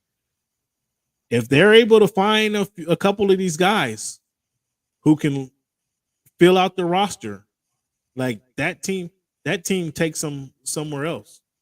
That team takes them somewhere else. Klay is more valuable than Draymond, huh? He just need to find his shot again. Hey, that's big. Very true, and that's exactly what I was saying. That's right? big because like there is no Draymond without Klay Thompson being on the court. That's just not a thing. Like he would have to have so much more responsibility to do things if Klay Thompson wasn't on the court. If you had just some guy that's averaging 16, 18 points a game and can kind of hit his mid-range, no. Draymond is not a thing. But if you can find someone to get you like 22, 24, can't shoot from about 20 to 23 feet, it's closer. So let me explain this differently. You can get closer to finding a replacement for Klay Thompson than you can to finding a replacement for Draymond Green. For that team, I agree with you. Yes, for that team, I certainly agree with you. For that specific team, the Golden State Warriors, Draymond is because Klay Thompson. I mean, I'm hoping that Draymond doesn't think this, man. He really does not have any value to any other team in the league because when you're bringing in this malcontent with this abrasive attitude that's always on the verge or brink of a technical, like every play. He would work if your team is not mentally strong or a veteran team, they will just wilt and fall apart with that. If you want that dude to be able to get you 17 points a game, it's not going to happen. He would work in Phoenix. He would not work in Phoenix. He would work in Phoenix. If he could how would he work? How would he work in Phoenix? Because he's being brought there not to score. He's being brought there to be the dirty guy, to be the goon, to play defense, to rough some players up, to kind of fire those guys up. That's what he would be brought there for. He would work in Memphis. He would work in Memphis, as I mentioned. You know what I think about veteran leadership. He would work in Memphis. Oh, he would completely not work in Memphis because they would need him to do some things that he's just not capable of doing at all. Phoenix, I kind of see where you're going with that. They have 3 knockdown shooters. The Lakers, he would work next to next to your guy, AD. Lakers need shooting. He can't do that. Well, there's few teams that he could work for. But the Suns, again, that's what I'm saying, Ninja. The Suns scouting department is on the clock. They have more than 4 guys on the roster, but the Suns scouting department is on the clock. They have 6, but yeah, not. No, they have 7. They have a starting lineup. I'm not getting rid of Ayton, as I mentioned. And they got the 3-headed monster plus Cam Payne.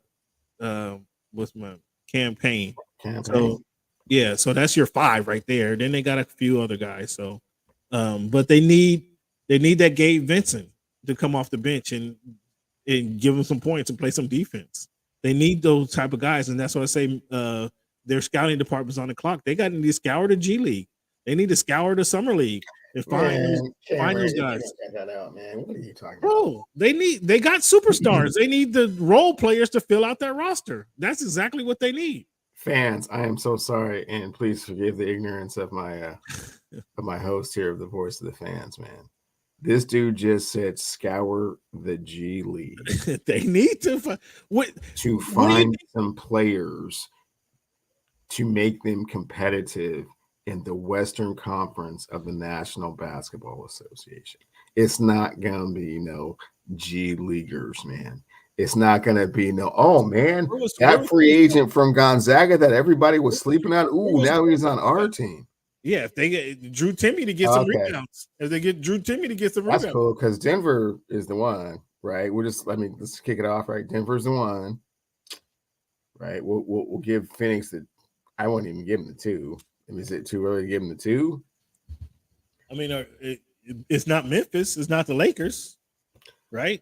Golden State. What are your Pelicans going to do? Is Zion going to be healthy?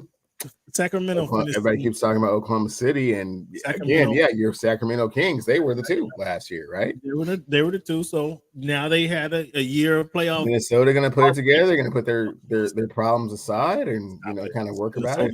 And what's the medical report on Kawhi and Paul George over there? Because usually they're kind of in the conversation as well. I noticed you didn't mention them not one time. I'm not sure. Not once. I'm not sure why you're trying to bring it up. Hey, I've seen we're talking about the Western Conference and where I've seen some disturbing trade proposals circling the Clippers. Oh my goodness, I've seen some disturbing trade proposals, and I can't even bring them up. They're so preposterously. Now, what Chris Haynes say? It's not even Chris Haynes. Chris Haynes ain't stooping this low. I've seen some preposterous. I'm not even bringing that up. No, I'm not trying to put that in. No, come on now. You already brought it up. You already brought it out. You already brought it to the light. What's gonna hurt? I'm not even putting it in the atmosphere. I've seen go look. You got to put it in the atmosphere. It's too late. It's late. You already didn't put it in there. What's going on? Let me see if I can pull some of this. Talk to the fans, Cam. Come on now. What's up? Okay, here's one trade though. Where's this come from? The Dallas Mavericks offered Tim Hardaway Jr., JaVale McGee, Rashawn Holmes to the Suns for DeAndre Ayton. Suns said no. I'm not trading DeAndre Ayton. I keep telling people that I'm not trading DeAndre Ayton. No, I'm so sorry. The Clipper trades. I'll get back to you. I don't want to hear about the other ridiculous, erroneous trades. Clipper trades specifically, bro. What are you talking about? Give me a minute. And that was actually a really good trade for Phoenix. If they don't take that, goodness gracious, man. I'm not trading Ayton. Neither one of those guys is going to give you 18 and 10. Or neither one of those guys are 7 foot and going to give you 18 and 10. Neither one of them. Clay was a year removed. I think a year removed. That's a problem. That's a problem. It was a year removed, and you saw what we was getting in the playoffs. So that's the problem. Like, he's older now. He's 31? You expect him just to spring back like that? Like, I don't know about that one. I don't know about that one. Now let me pull up this trade that Cleveland was crying about. I'm gonna have to mention to him. I'm gonna have to bring it up. Let me see. Let me find one. Let me just find one of them. But this was a nasty. There's a few of them, but this one was nasty. Did you heard Paul George for the number 3? Portland was trying to do it. Portland, that was out there. But there was Eric Gordon, Amir Coffey. It was essentially the same trade that they were sending to Boston for the point guard, for Malcolm Brogdon. But they were sending it to Minnesota for Karl Anthony Towns. Like, I don't know why I don't know what that does for the Clippers. Oh, Cat makes you guys formidable for sure. Well, how so? How so? They got Zubac. Cat's not better than Zubac. Reigning 3-point champion. I mean, 25 and 12. Karl Anthony Towns is not better than Ivica Zubac. Oh, he certainly is. No, he's not. No, he is not. Definitely is. No, he's not. No, he's not. Can Zubac win a 3-point contest? I don't need my 7-footer shooting threes. Okay, well, I need my 7-footer down low getting rebounds, playing some defense. Damn, you talking all like traditional, man. Come on, man. Come on down off that soapbox. That's not what 7-footers do no more. 7-footers got more range now. 7-footers do more things. We come into the Wemby era, okay? Yeah, or Zingis. Those are what the 7-footers scrubs. Kristaps is a scrub. Okay. Karl Anthony Towns. All I'm saying is you're limiting the level of expectation when you're saying that you want your 7-footers, 5 feet. No, that's what I want. That's what I want him to do. I want him down low. I want him getting rebounds. That's what I want him to do. Okay, well, this isn't picking up my dry cleaning era no more. 7-footers do a few more things. I don't want Ralph Sampson on the squad. I don't. Okay. Me personally, I do not. That's a rat. Sampson era. So yeah, the question back to Draymond, we kind of discussed that. Sounds like the Mavs are going to be forced to give Kyrie the $200 million. If they don't, he walks. But what was interesting is James Harden is a free agent. Kyrie's a free agent. I might go after, if I'm Philly, I might go after Kyrie. I might go after Kyrie. I'd rather have Kyrie on my squad than James Harden. How about you? Rather have James Harden. Pair Kyrie with Embiid, last year's MVP? Yeah, I'd rather have James Harden. I like that combo better. I like that combo. Let Kyrie go. Harden want to be in Texas. I mean, Dallas, I'm not sure the strip clubs content or the grades strip clubs in Dallas, but that's close enough to Houston. It's a little 3-hour drive. I mean, you got a PJ. You can fly over there if you want to really get it in. But I like that combo. And then I think that might be a better fit for Harden and Luka. That might be a better fit. At least Harden's a little bit more willing to pass. He's not as ball dominant as Kyrie.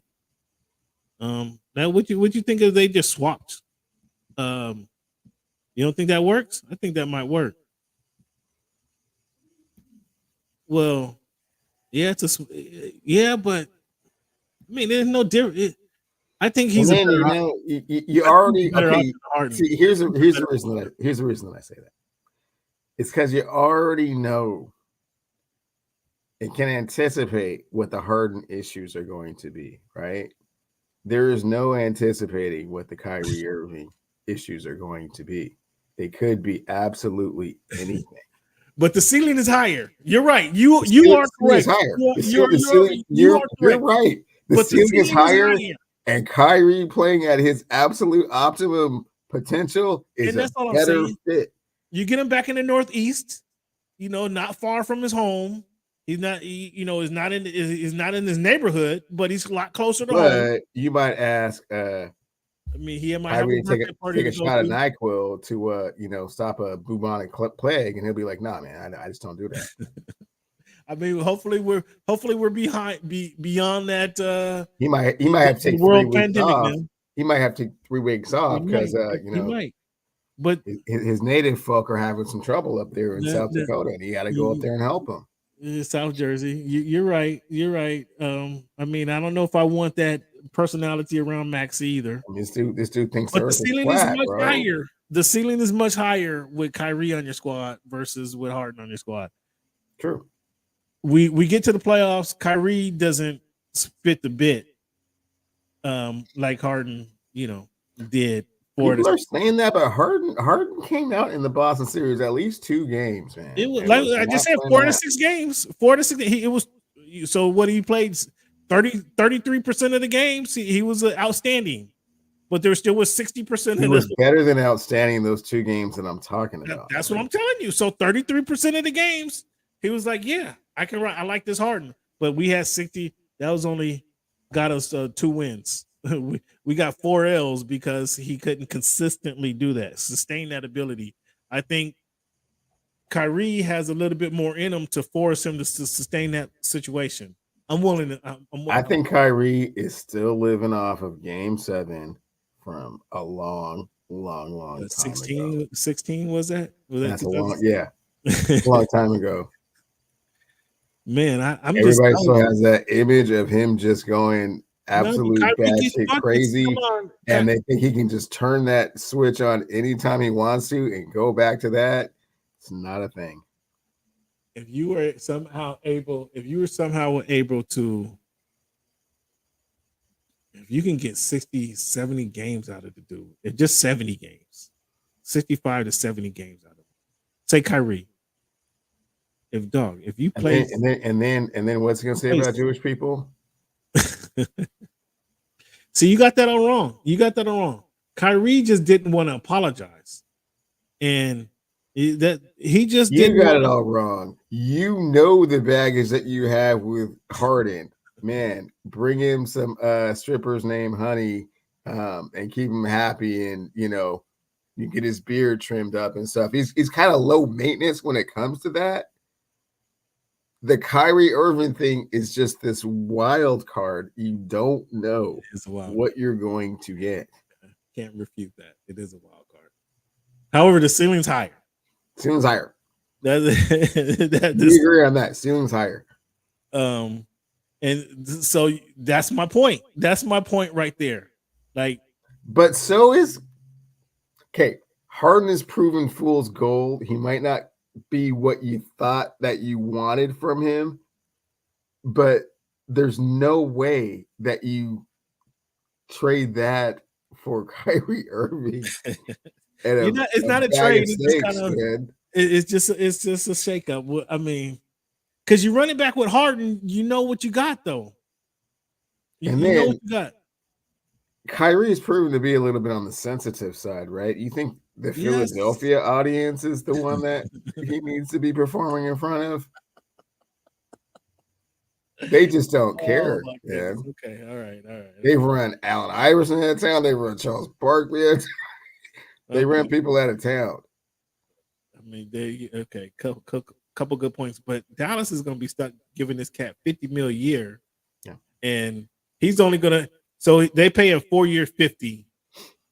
So what's that? 82 games, 322 games, right? That you're expecting out of 324 games that you're expecting to it, 328 games, excuse me, that you're expecting out of him. Oh no.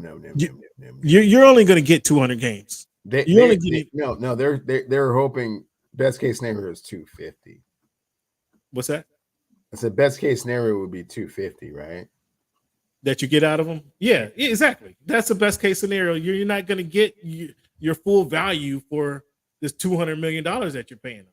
That's what I'm saying. And knowing that, at least James Harden, he may not perform as well, but he'll be there for the majority of those 300 games. You know what I'm saying? That's what I'm saying. That's why I would go that. And that ceiling's higher. Maybe we get over Embiid, convince him, hey, man, let's suck it up for 2 seasons and we get over the top. We get into the finals, and that may excite him a little bit. I don't know. Harden that getting into the playoffs and having a chance to win your first championship, to me, it just didn't really excite Harden enough to give it his all. That's kind of what I'm saying. He get you. It was game 1 he performed. Game 3 he was performed, and the other games it could have been me and you out there. That's the point I'm making. It just didn't. For whatever reason, it just didn't excite him enough to give it his all. And we couldn't say it was tired. There's Boston to Philadelphia is a 2-hour train ride, so it's probably a half-hour flight, 45 minutes. 7 games, man. 7 games, man. That was an epic series, man. No, but I'm saying we only got 2 games out of him. He exploded for 2 games. We needed more consistency out of him. So that's why I'm saying that. And I don't know. Maxey, do I want Maxey learning from Kyrie? Not necessarily, but there are some positive things. He could just learn how to be a dog. And I don't know. I don't know. We're interesting. What scares me about Harden is he's willing to go to Houston. That's what's scaring me about James Harden. You're willing to go to Houston. Which is weird because I would caution him to talk to Udoka first, man. Well, he's talking to the owner, who the owner wants to pay him some money. That's fine, but hey, man, that Udoka dude is no joke. Yeah, so exactly why I'm even bringing this up, Anthony. That's exactly why I'm even having this discussion. That's exactly why this is even a topic of discussion. So the Hawks trade Jason Collins, and they trade him for Rudy Gay in a second rounder. I swear I didn't know Rudy Gay was still on the books. I swear I didn't even know he was on the books for something. You don't like that trade? Would you shake? No, it makes me think of 2 things, Cam. Two things. First thing it makes me think of, this is a friendly reminder that the NBA players are still employees, and that when your boss needs you to transfer and go work somewhere else, well, you just got to do that. It's no choice.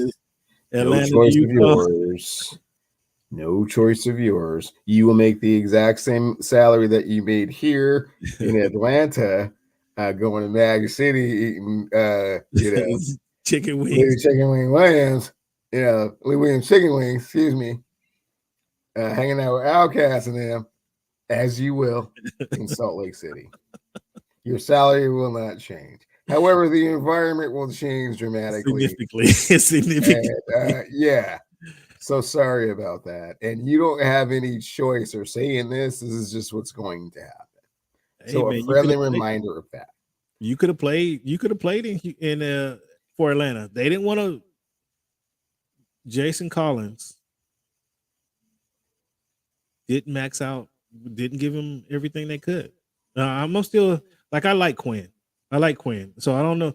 I'm imagining this is a Quinn Snyder move, but it's a salary cap move because everybody. You notice how many of those heads are falling from those big contracts last year.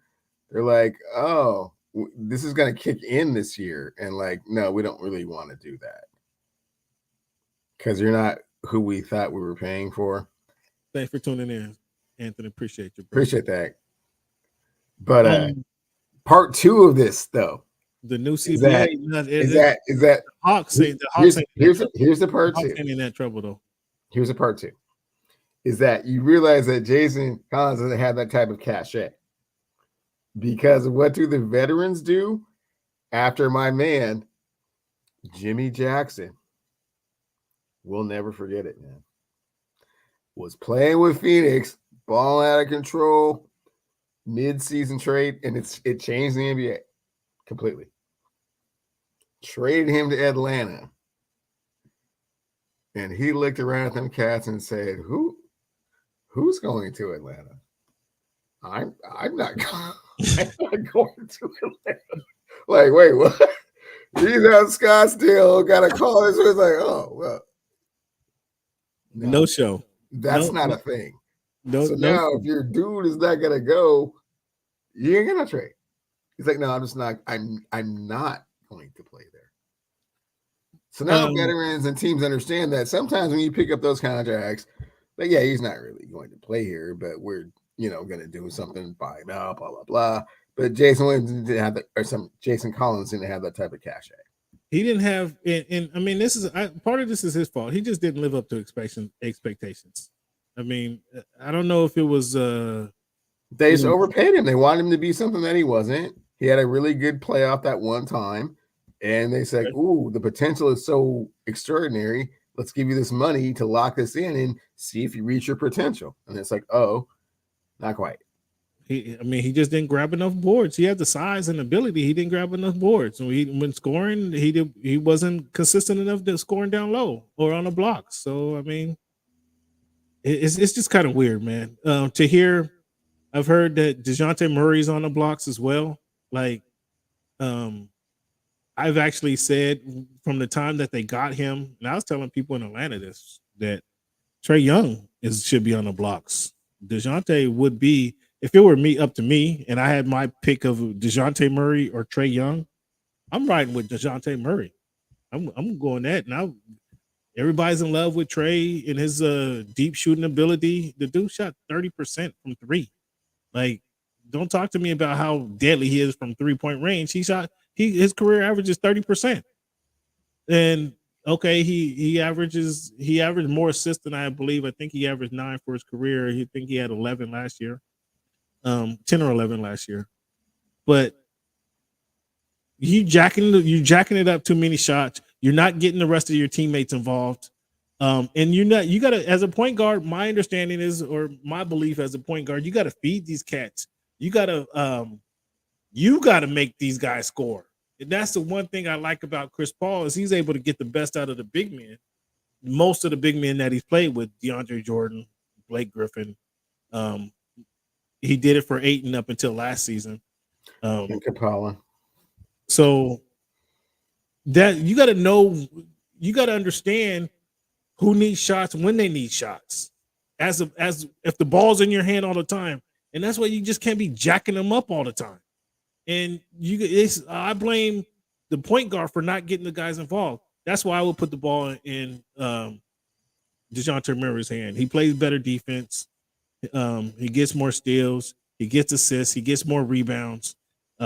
His scoring is not prolific. He doesn't have the deep range that Trae Young did. But I'm sure if I said, okay, DeJounte, jack him up, he's going to average 30% from three, just like Trae Young is. So if it were me, I'd be packaging Trae Young. Yo, what you guys want? Who wants this guy? What can I get for him? If it were me, but to hear DeJounte Murray's on the blocks is beyond me. It's beyond me. I mean, I'm clueless as to why that would be the case, especially coming with the new head coach taking over. So you could say before, well, Trae Young has been there. He's been there with Nate. Trae Young has got 2 coaches fired too, by the way. Don't let me forget that. It was Nate and it was the other guy. I forget the brother before him that Nate was on his coaching staff. I'm having a brain fart, but Young is on his 3rd coach. So 3 times he's had the scenario. So if it was just Nate, you could say, okay, well, this is his town. He's been here. He's the man. I would be going, me personally, I would be giving the ball to DeJounte Murray if I was the Hawks organization. How do I feel about Beal and the Suns? I mean, Beal's making a lot of money. He's making a lot of money for number 3. He's gonna be, obviously, this is the best talent that he's played with. The one question I have, and I asked you this, Cleveland, what this trade was 2 weeks ago, can Beal be more than a good player on a bad team? He's going to have some wide open shots, and I think he's going to be in a more comfortable position because he doesn't have the weight of the team on his shoulders. The problem is Bill's been hurt more than Kevin Durant and Devin Booker. Bill's missed more games over the last 3 years than both of those guys. So you're making $50 million and you can't stay healthy? Like, dog, okay, in Washington it didn't matter because they weren't going anywhere anyway. But now we got some expectations. Now there's expectations for you, buddy. We can't have you sitting down because you got a sprained wrist or excuse me, a sprained pinky. We can't have you sitting down because your heel hurts. We need you out there, especially because they don't have all the bodies. I'm telling you, they're scouting. I'm telling you, Phoenix's scouting team is on the clock because they need to find some bodies to play. We don't have. They have expectations. If they're not expected to finish, they should finish top 4 in the West. They should finish top 4 in the West. Anybody should agree with that. If they don't have them as the favorite, they should be finished top 4. Denver, the Kings, whoever you want to say is 3. Memphis is 3. If once they got to get their head right, and the Suns should be right there. They should finish. As of today, they should finish ahead of Memphis because Memphis is going to be without their best. As of today, they should finish number 2. Cam, I mean, come on now. Memphis and Sacramento. Sacramento was an apparition. Sacramento was an apparition. That was cool. That was a feel-good story. They had the whole season, bro. They played the whole. Everybody was healthy. Cleveland, they played a whole season and finished number 2. You didn't believe in them 90% of the season last year, and they got to the first round and lost. So again, back to the question that G. Anthony asked. Come on now. Back to the question that G. Anthony asked. Yeah, I think Bill is the difference, and here's why. Because you talk about all those injuries, but didn't he sustain a lot of those injuries trying to carry an entire franchise on his back, trying to go 1 out of 5? And this is what we don't know. Is he more than a bad player? Well, now he doesn't have to do any of that. Well, we'll see. That was my question. That's what he's going to have to prove, that he can be more than just a good player on a bad team. And let's not forget Kevin Durant and Devin Booker aren't going to play full seasons either. So there's going to be some times where he has to be the 2 and maybe even the 1. Yeah, but it's not every game. Yeah, right. So we'll see how that shakes out. We'll see how it shakes out. But I really believe that their scouting team, man, because they're so top heavy, and you laugh when I say they have to scour the G League and scour the Summer League to find some bodies. You laugh. They're top heavy. So they're not looking for. So they have to scour the NBA veteran wire type thing. G League again. So give me an example, Cleveland, of a veteran that's going to come in and play the 5th and 6th role. Give me an example. Don't know. Don't have any. Don't have. Well, that's what I'm saying. They're going to need somebody who's free agents right here in front of me. They're going to need. It's going to need to be more than just some G League, Summer League dudes. Okay, here we go. Just practice hard with us, and every once in a while. So here's some notable free agents for you right here, Cleveland. They got. We talked about Kyrie. We talked about Harden. They're not going after Middleton. They're not going after Van Vliet. They're not going after Westbrook. They're not going after Draymond Green, who Draymond Green could possibly fit that squad. They're not going after Karis LeVert. They're not going after Jeremy Grant. Like, those are some of the top, most notable veteran free agents that's available. Outside, they're not going after any of those guys. Brook Lopez might be they could go after Brook Lopez. That might be a bet. They'd have to go after Brook Lopez if they get rid of DeAndre Ayton. I personally am not getting rid of DeAndre Ayton. I would not get rid of DeAndre Ayton. That's my pick. But Jeremy Grant, they should go after Jeremy Grant. Somebody who's gonna be rebound, hustle, play some hustle basketball, play some defense. I'd go after Jeremy Grant. I would. A Karis LeVert, that's another guard. I mean, if he wants to take the vet minimum, because again, they got 3 guys making over $30 million. Like, outside of that, Cleveland, they need to find their Gabe Vincent. They need to find their Matt Strus, because they're not going to be able to pay these. They need like 4 or 5 guys. They're not going to be able to play $10 million a year. They're going to have to. They're going in the boneyard. They're looking for that guy who just wants a chance to play, who's going to make $3 million, $4 million, $5 million a year. Hey man, that's the guy that they're looking for. If you want to go the Drew Timmy to Sheway route, that's fine. That's the guys they're looking for. I'm not quite sure that will get you to a championship. Again, Cleveland, they're top heavy. None of those guys I'm talking, they need these guys to play 15 minutes a game, because Kevin Durant ain't gonna be able to play 48 minutes a game. They need somebody to come and spell these guys. Like again, honestly, Jeremy Grant would be a good pickup because he's going to play some defense. Karis LeVert, he might want to be paid right now. He hasn't had a big payday, I don't think, in his career, so he might be looking for a big payday. Westbrook, I don't know that's not going to work. They'll need a point. Oh man, no, he's still with your Clippers, right, man? Well, he's that's a potential. That's a potential guy. But again, I'm looking. I just mentioned what is that? 10. There's 10 legitimate veteran free agents that you think that the guys that they're looking for. I'm telling you, they need the guy who's going to only make a couple $1 million, $3 to $5 million a year, who's looking for an opportunity to play, and he knows if he plays well, this is a championship caliber team. He's going to get a big payday, not this year, 2 years down the line. That is the player that you need. So you want them to pick up some Jared Vanderbilt types, like that second tier free agent. Not like that's what I'm telling you. Right. That's what I'm telling you. That's not G League, Summer League. They need to go to the boneyard. Cleveland, where are they finding these guys? Where they can't trade. They don't have no picks to trade for anybody. They're going to the boneyard. Wherever. I don't care if they found a guy at 7-Eleven or the Chevron gas station. They need to find that guy who just wants an opportunity to play. That's why their scouting book, and I say that's why their scouting team is on the clock, because they need to find this guy who's looking for opportunity. That's the only way. NBA Europe, NBA Africa, NBA Brazil, NBA Africa, the French league. Wherever. Go get Wemby's cousin. I don't know. The scouting team is on the clock. Wherever you find these players, the scouting team is on the clock because they need 3 or 4 of these guys. They don't need one veteran. They need 3 or 4 of these guys to fill out the roster. We just talked about how they got their roster's 8 deep. You can have a roster of 15 players in the NBA. They got 8. So they need 3 or 4 legitimate bodies who can come in again. With the hell, go get DeAndre Ayton from Denver. Go get DeAndre Ayton.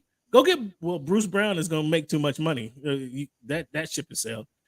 They need Jeff Green might be able to help you out.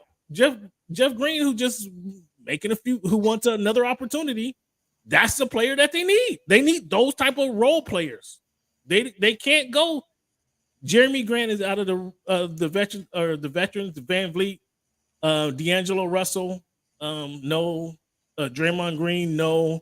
Brooke Lopez. Mo Bamba. I think we're about to cut Mo Bamba. So Mo Bamba. They need to bring. They need size. Go get Mo. Go get Mo to back up Ayton. But those are the players. Those are the players. Not even mid-level. These guys aren't even mid-level. They need below mid-level players, and that's why I say the G League. That's why I say the Ignite, the Outlook. Yeah, there you go. Exactly. That's what I'm thinking. Cleveland, his eyes is in the stars. His eyes is in the stars. He's thinking LA. Everybody wants to come play in LA. Everybody take a pay cut to be in LA. They do, and they will. That's not a secret, Cam. And yeah, until they're in the boneyard. They have to go in the boneyard because they need bodies. Well, the buyout market comes around. They have to go in and then the opportunity becomes greater. Yeah, but we're gonna know a lot here in about 3 or 4 days. When it starts and gets heated up. So the Suns, I mean, that mentions if they're championship and bust, in which we all agree that this is a championship or bust team because number one, they're the collective of talent that they have, Booker, Durant, and Beal. Like we expecting these guys to be top 4 minimum in the West. Top 4. Cleveland want to say top 2. Top 4. Cleveland shitting on Phoenix. Or excuse me, shitting on Memphis, shitting on the Kings, Sacramento Kings. Yeah. So you're trying to put them top 2.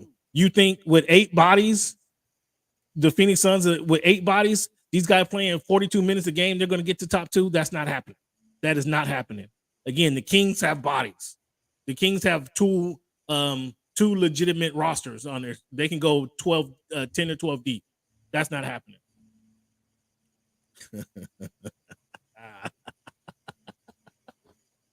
What that say, Cleveland? What that say? What SB say? Go ahead, let him know what he say. He don't want to say it, SB. I say it. Austin Reeves just great enough to get him swept, huh? I'm not gonna blame all that on Reeves though.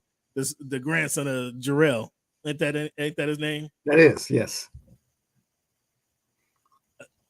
Again, you're looking at big time. These guys are making Harden, Kyrie. They're looking for $30 million a year. They don't have $30 million. They had it. They don't have $30 million a year. So they had it. They had it and couldn't do it. Had it in the palm of their hands, couldn't do nothing with it. It was sad, tragic. Well, no. Kyrie, there you go again. Kyrie said, "I'm not getting a shot." That's what the problem was. And then Harden's like, I came here and talking about going somewhere, and this dude won't get a shot. So he set out. That's what you deal with. That's the gift and the curse, right? Yeah, I mean, come on now. So yeah, if they're championship or bust, they're gonna have the scouting. Phoenix Suns scouting department is on the clock. Hey Cam, when you say championship or bust, that really means 2 years, 2-year window. Let's see. I don't know. We'll see what he does in Dallas, because Dallas is gonna pay him. Let's see. I gave you guys a math. 82 games a year. That's 368 games. Kyrie will only play 200 of those games. Maximum. And that's going to be the problem. Whether it's the first 200 games, whether it's the last 200 games, you're only going to get 200 games out of Kyrie out of a potential 368 games. That's going to be the problem with it. And then Dallas, I don't think Dallas has enough defense. Plain and simple. Dallas doesn't have enough defense to really stop. We're talking about the Western Conference again. Dallas is not going to have enough defense to stop many teams in the Western Conference. All right, Cleveland. We touched on this Sunday night. Team USA. Here we go. Jaren Jackson. Anthony. Well, hold on. Before I do this, go ahead and tell me what your thoughts. Tell me your thoughts on the Lakers, or excuse me, Rui elected not to play for Team Japan. You got a problem with that? Oh, I'm a little disappointed in that. What? I thought you'd be. I thought you might have called him and talked to him about that. No. Why you got a problem with that? I mean, he's obviously the best player in Japan. I mean, you know, that they could. Right. I thought you made the call and say, "Hey, cool it now." I thought for sure you made that call. No, I mean, he's just not going to play internationally, or what? I mean, he said he wants to focus on his career. He wants to focus on getting his career right. Focus on the offseason and dealing with his career. I thought. Yeah. I mean, I heard the same thing. You know, I heard Kornheiser bashing Wemby for not playing. It's like, those are cool little tournaments, man, and give somebody else an opportunity. But at the same time, that's cool to say when you're in the United States, but when you're by far the best player in the history of Japan, that's a little bit of a disappointment for Japan. But yes, it was best for him. So what do you guys do? He's a hot commodity. Do you sometimes you have to overpay these hot commodities, right? Yeah, gotta overpay him. Gotta bring him back. What? You're willing to overpay? You're willing to overpay? Willing to overpay Rui, yeah. What? Surprise, surprise. Mm-hmm. Surprise, surprise. We know how tight you guys are in the books out there in LA. Well, it's because we realize where we are and who we are. So, we hope that you realize that as well. Sometimes the market dictates you have to do something different. Like Russell Westbrook. Whoa, I'm surprised by that. Now, something I heard the little jab you try to throw it there. I'm just gonna let that ride or ignore that. But I heard the little jab. But I'm surprised that you come to your senses and you want to actually pay somebody. So that's gonna lead to cover Bear though. If you pay him and Son of Jarrell, that cover is gonna be Bear. Now you guys are going to the same boneyard the Suns is looking for. You guys are that same boneyard. We have to figure out how things are gonna go, man. We have to figure out how things are gonna go. We're not sure just yet. So I'm sorry. Let me close this. What do you mean you have to figure out how things is gonna go? It's not quite time to let the ship sail and all that. I mean, we know what our plank's up to right now, and it's cats like Van Vliet floating around out there. So Oh, now you want Van Vliet? I tried to tell you about Van Vliet 2 weeks ago. You laughed at me. You literally laughed at me when I brought up Fred Van Vliet. Now you talking about. Now you looked over there and said, hey, he might look good in his tights, huh? You literally laughed at me when I brought up Fred Van Vliet. I don't know what he wants, what his career path is, if he's trying to get into movies later, if he's trying to be a celebrity. Oh, that's what you guys are trying to do. You're trying to tell, hey, we got the movie maker over here. If you want to get in the movies, we got the right spot for you. We can cast you in the movie. We're just trying to find out what Van Vliet's motivation is. Is it just strictly basketball, or does he have off the court aspirations? We don't know. So I'm gonna have to call Adam Silver and tell Adam Silver take a deeper look at these contracts, because LeBron is trying to do something tricky over here. LeBron is trying to say we can't pay you 20 million, but if you take 12, I can get you in a movie. Is that what you're trying to do? I mean, those type of deals are leveraged all the time, Cam. That's kind of the benefit of playing in LA. Oh, yeah, that sounds like a collusion. That's not collusion? That sounds like underhandedness right there. That's what that sounds like to me. It's just leveraging your opportunities where you're at. It's not something to do in Toronto necessarily, but in LA, it's a little bit of a different climate. Adam, I'm gonna have to call Adam up on this one, because that don't sound like everything's on the up and up.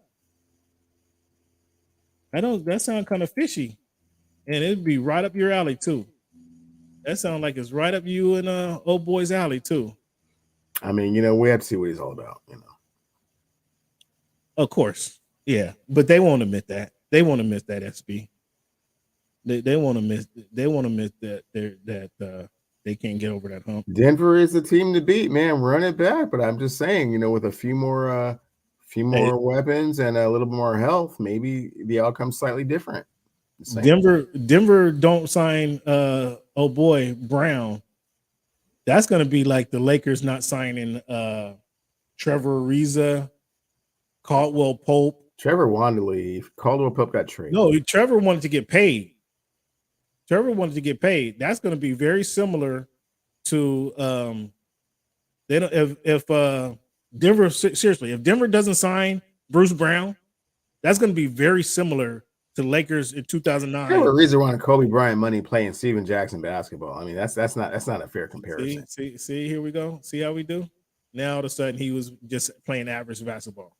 Now all of a sudden he's Steven Jackson's not average basketball. It's just not Kobe Bryant basketball. So we can't pay you Kobe money. He was a factor in that championship. He was a factor. Devin George was a factor too. No, and then you got to pay Devin George peanuts. You got to pay Devin George peanuts till he was in the food stamp. Devin ended up went to Dallas. Yeah, because he was in the food stamp line. They're like, ooh. He spent 6 years in the food stamp line. Wait, hold up. I thought you was Devin George. Wait, hold up, man. Go back. Can you go back? You Devin George's brother, man? He was playing with Shaq and Kobe, though. He was playing with Shaq and Kobe. he was. Hey, Devin, do that thing, man. Why is he doing that thing? That's weird. Was playing with Shaq and Kobe. That was a little different. That was a little different situation, though. All right, fans. So let's take a look at this here. Take a look at this one right here. Team USA. You guys chime in. You guys tell me. Does this look like a goal-winning team? Jaren Jackson Jr., Anthony Edwards, Tyrese Halliburton, Brandon Ingram, Jalen Brunson. They're the son of Jarrell, Mikal Bridges, Bobby Portis, Walker Kessler, Cam Johnson, Paulo. This doesn't look like quite I'm not sure this is a silver medal team, guys. I'm not sure against if it was me doing it, the world right now. I mean, I might have to call Kyrie. I'm gonna have to call Kyrie on the squad. I'm gonna have to call Kyrie. If it was me doing I have to call Booker. I have to call Devin Booker. Hey, yo, we need you. Who else? We can't call Jokic. Who else? De'Aaron Fox. Yo, De'Aaron, we need you. You're gonna have to call up your boy.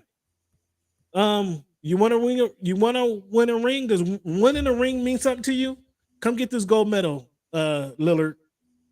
Dame time. Come get this gold medal. We need you. I mean, Ja. I think this is the interim team, and like I'm saying here, where do you say interim? Where do you see interim? It says Team USA. I don't see no interim. I get that. Listen now. I don't see no preliminary. I'm looking at this team objectively, and I'm really paying attention. There are only 4 people on that team that I would actually legitimately call to come to the thing. You only got this is a team. You only got 4 people that's gonna make the cut. I would only have called 4 of these people. So 11. Who are those people? Paulo is one. You got to have Walker Kessler, leading rebounder on the team. Play some. I'm calling Paulo. I'm calling Michael Bridges. I'm calling Brandon Ingram. I'm calling Anthony Edwards.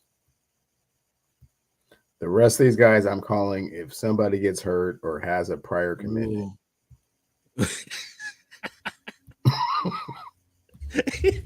You're taking prior commitments over like this guy. Come on, you gotta fill out a roster. So you got room for this is 11 players. You got room for 2 or 3 more. You got to call Dame. You got to call Dame. This can't even be remotely the team. Yeah. This is the team before you start calling people, man. This is just a team that like you put together. Like, okay. You think I made this graphic myself? Come on, man. No, I'm not that. I see what it says, but hopefully this is like when you put the Batman thing out and you're looking for Batman. Like, man, this is what our team looks like right now. America, this is what our team looks like now. We need all hands on deck help. Do you call Ja? That's what that team looks like to me. Do you call Ja? Do you put the playoff god on this team? You don't call Ja. I mean, you need something. You just told me there's 4 guys who would make your squad. You just told me that. You said 4 guys would make the squad. So who you follow? You got to fill it out somehow. You need De'Aaron Fox. You need to call Ja. You need to call Dame. You need to call the playoff god. You need to call. You need to call De'Aaron. Shay, what are you doing? Yeah, exactly. Well, no, Shay's in Canada. Shay's in Canada. He may be playing for Canada. JT, what's happening? Yeah. Jalen, what's going on? Who? Jalen, what's going on? Jalen Brown. Ooh, I don't know if I want. I don't need them both on my squad. But Tyrese, what's good? Maxie. Yeah. You need to start making those calls initially, and then Donovan. What's going on with you, man?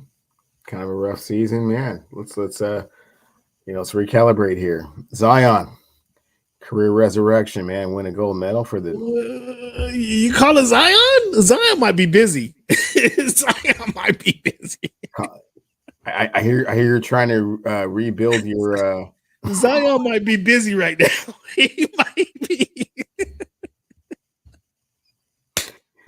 You're trying to rebuild your credibility here. Zion might be busy. He might be too busy for 3 weeks out of the country. Man. Oh my goodness. You don't want Ja? You don't call Ja? This is this you're trying to let Zion rebuild himself. Ja can't rekindle his relationship with the NBA fans. I don't think Ja is really an international basketball type player, really. Doesn't really have an international kind of game. Getting to the hoop and dunking on cats, an international type game?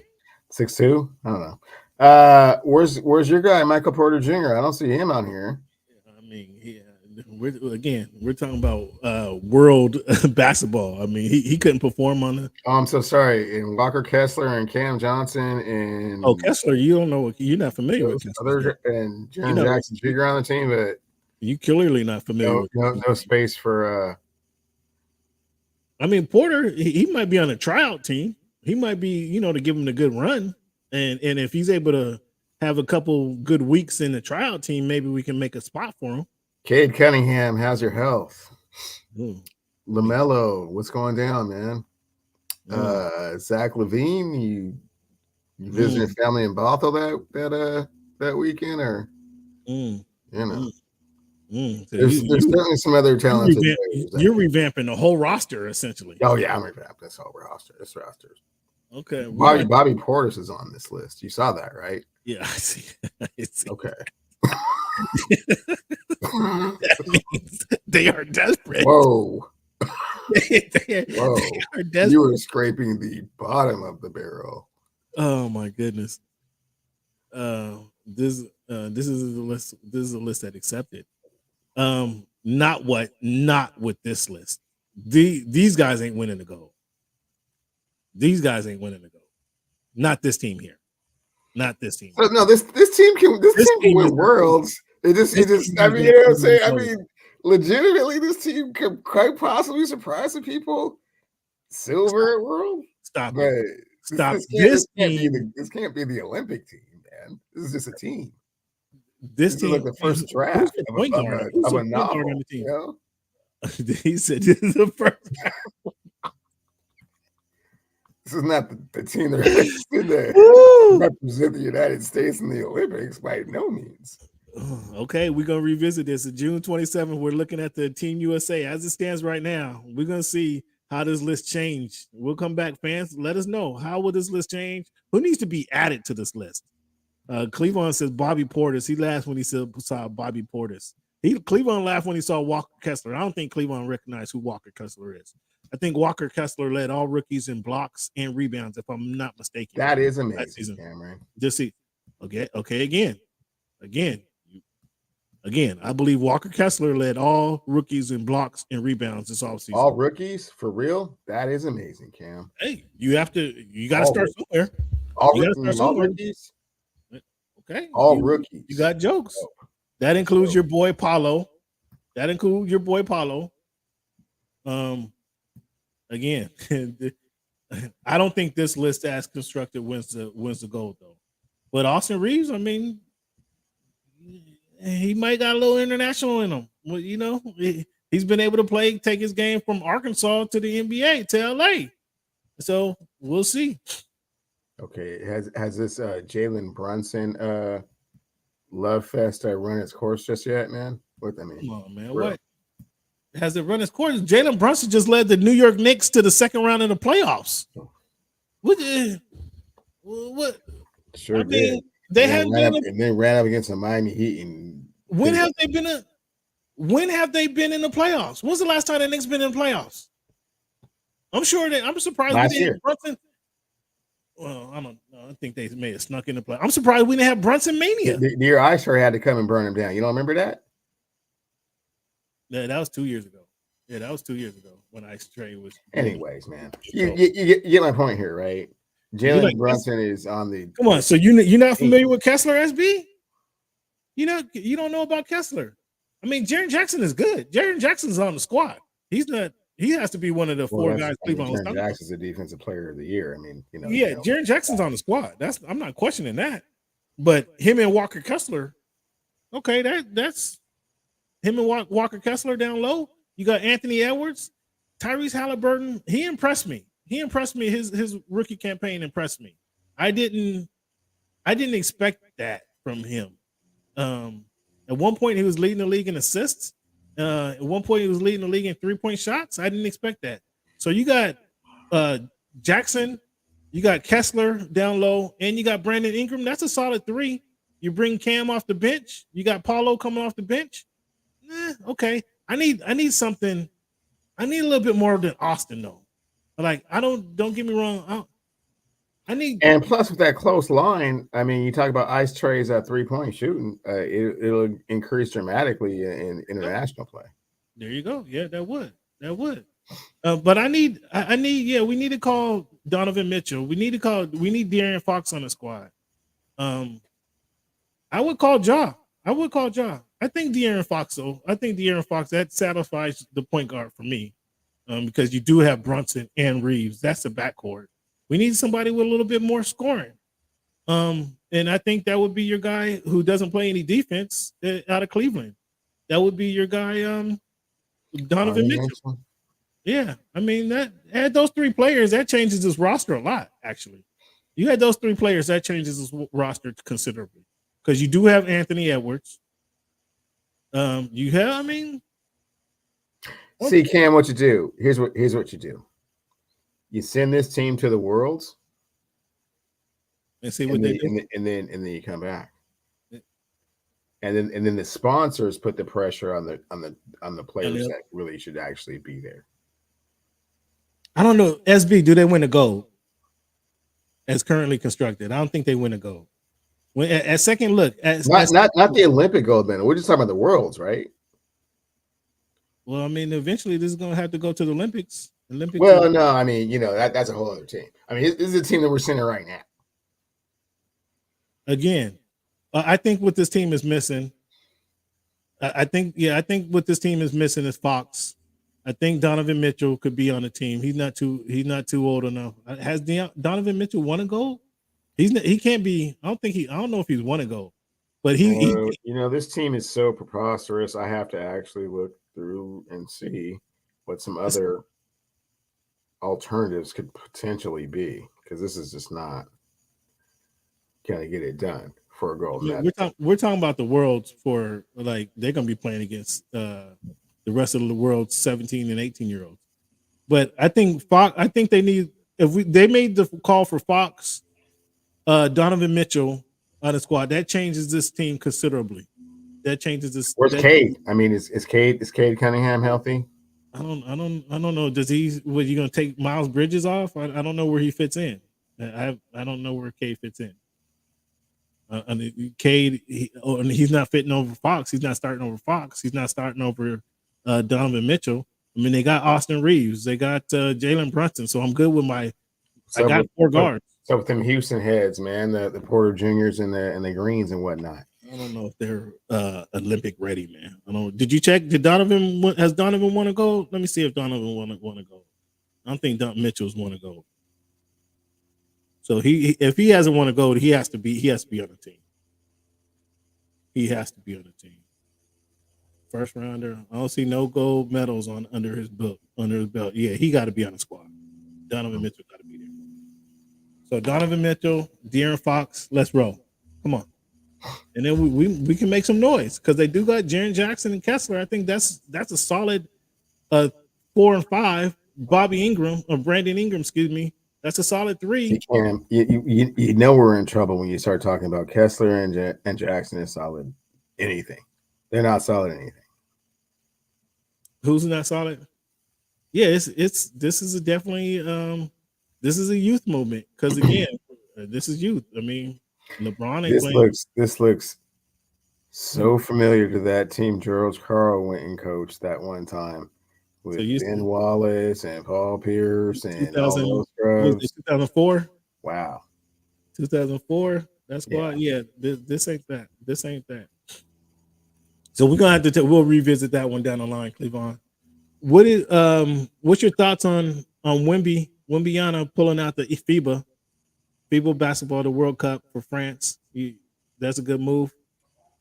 For sure. I mean, it's load management. He's got too many things going on, man. He doesn't want to be all like can't be in 3 places at the same time, and he's working on his NBA career. Are you concerned that in his fan appreciation day in San Antonio, like he didn't make any shot other than a dunk? Did that concern you at all? Should the fans in San Antonio be concerned? All the jumpers, I think he was like 2 for 12, and 2 of those were dunks. Yeah, he'll be okay, man. Mm. Pretty sure. All right, Olden Polynice. Holden Polynice. Did you hear what he had to say about Wemby? Oh yeah, he said he's seen this show before with the seen this movie before. And the Manute Bowls and no, not Manute Bowl. He didn't say Manute Bowl. I'm sorry, Bowl. He said Bowl Bowl. Bowl. And then Chet Holmgren. Yeah. Like, I think Olden Polynice been watching too many Police Academy movies. Like that was a bit harsh. Like Bowl, dog. You comparing him to Bobo and Sean Bradley? Come on. I don't remember Sean Bradley shooting 3-pointers and going and get the rebound and dunking on fools. I don't remember Sean Bradley having the block shots at Utah that he was having. And I think what messed up Sean Bradley is that he stopped playing for 2 years. He went on his Mormon tour, right? Coming out of college. You know, at BYU, they do the mission, but he had already, established himself as, the number 2 pick in the West. So, but what I'm saying is he got picked number 2, then went off for 2 years to go do the Mormon thing, and you can't just come right back. And this is an NBA. This is best talent on earth, right here. I don't remember it like that. I thought he did it in college, but okay. No, he got drafted, and then that'd be weird to get drafted and then go on your mission. You sure? Yeah, I think he did. I'm almost positive. I'm almost certain. Fact check me if you want, fans. I'm almost certain that's how it happens. He took 2 years off after getting drafted. And he wasn't David Robinson. David Robinson's athleticism, let him warm back up in the league after his time in the Navy, right? He wasn't David Robinson. Bobo, come on, dog. Yeah, people have been taking shots at Wemby. They don't like all the hype he's getting and think he's overrated, and they'll roll the basketball out eventually, and we'll see. So Wemby, somebody did ask Wemby, announce your starting lineup to save the world. These guys weren't even alive when Space Jams, Jordan picked his Space Jam squad to go save the world. Did you hear his list? He took Curry, MJ, LeBron, Duncan, and Shaq to save the world. Not a terrible list. Not a terrible list. Did you hear Scoot's list though? No. Henderson said Curry, Kobe, LeBron, Shaq. And he put himself on the squad. Scoot put himself on the squad and said, we can get it done. I like that. I like that confidence right there. He said, me and these guys, oh yeah, we can get it done. Just that he gonna have to improve that jumper, buddy. He gonna have to improve that jumper. And what about your boy Dennis Rodman? Did you hear what he had to say about Larry Bird? Now I know there's a rivalry there. Sometimes, old habits die hard. You're not ready to give it up to your rival. When you thought you can beat them, and once you actually beat them, just like Bill Laimbeer don't want to give it to Jordan.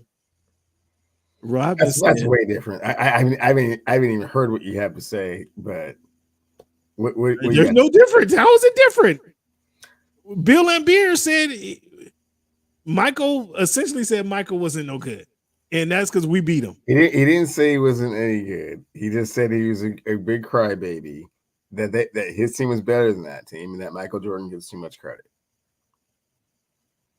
He never said Michael Jordan was no good. I was blown. You saw my jaw hit the ground when I was talking to him, and he said, LeBron was way better than Michael. Yeah. And my jaw hit the ground. Bill, come on, Bill. That's just an unobjective opinion. But what did Rodman have to say? Rodman said Bird would be in Europe if he played today.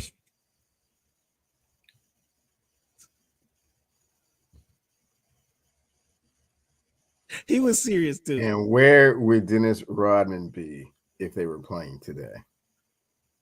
I don't even think he's G League status, my dude. 5 rings. Can't take him away. He played a role. Hall of Famer. He played a role. Can't take it away. He has no place. He has no place in today's NBA. What are you talking about? No place to play defense. I can't say he was better than Draymond. And was he better than Draymond? He was better than Draymond, rebounding wise and playing defense and guarding big guys. But that's a spot. No way that Rodman is guarding all 5 positions. Rodman. If the Suns could get Dennis Rodman of, let's say, the 1990s. 1991, 2-3, before he went to go play in Chicago, if the Suns got Dennis Rodman, they would be the favorites in the West. If they can get that Rodman performance, allow him to get every rebound and allow him to defend whomever. And what type of NBA are you talking about? It's not today's NBA, man. Come on, it's like 30 years ago. What are you talking about? Cut it out, man. If the Suns got that Dennis Rodman that played with the Detroit Pistons, are you crazy? Are you crazy? Somebody who doesn't need to shoot and only playing defense and rebounding? Are you out of your mind? That's exactly what they need. That is exactly what they need. They already have that, but just a more versatile version of that. Who do they have? You say Golden State? Is that what you said? No, the Suns. If I said if the Suns got Rodman from 88 to 93 before he went to Chicago, that's exactly what they need. That is exactly what they need. That's who the Suns scouting department should be searching for. He has a role in this. He has a role in this league. Okay, yeah. That is a very specific niche. But yeah, come on, Rodman today? Are you kidding me? It's a very specific niche, man. Play with a team with 3 elite shooters. You don't have to do anything. He played with somebody you would say is arguably the top 3-point guard in NBA history. Okay. He played with your guy, completely entirely different league. Come on, man. Come on. Rodman is exactly who they need. Exactly what the Suns need. Exactly. That's who the Suns should be looking for. Are you out of your mind? The next Rodman. Okay. Lambeer, that'd be a different story. I think Lambeer can play. Lambeer, he was an elbow jumper. Really? Yeah, the pull the jumper, pull the big man away. The elbow jumper never goes away. It never goes out of style. Yeah, I think he can play today. But Rodman, come on, Rodman could. Feel that. He wouldn't work today. How wouldn't he work? How wouldn't he? If Draymond Green can work, why wouldn't Rodman work? He's effort and hustle, heart and hustle. And especially with the Suns, when you got 3 scores and you add a guy who just plays defense, you got to tell me why that won't work. A guy who's just going to play defense and rebound the ball? Get out of here. You guys are out of your mind. Yeah, defense always works. Come on. That's exactly what they need. I don't understand how you guys don't get that. All right, Cleveland, we're going to take a little break here. When we come back, man, we're going to have This Week in History. I'm going to hit you guys with a quote, but right now, fans, let's take a little break, and we'll see you guys on the other side. Planning a vacation can be a lot of work, and you never know if you're really getting the best deal. Working with an Evolution agent and booking an all-inclusive resort takes the stress out of planning a vacation. Where else can you stay in high-end accommodations, eat at your choice of restaurants, and have fun, all covered under one cost? With an all-inclusive vacation, you can relax and have fun without worrying about the bill. And when it comes time to find your perfect all-inclusive, your Evolution agent is ready to help. Do you want a family resort with fun for all ages? Or an adults-only getaway for any type of couple? Your Evolution agent knows the best places to go, the best time of year, and what to really expect. Call your Evolution agent and let them do the planning for you. So all you have to do is relax and enjoy a stress-free prepaid vacation. Call today. They have access to timely specials that will end soon.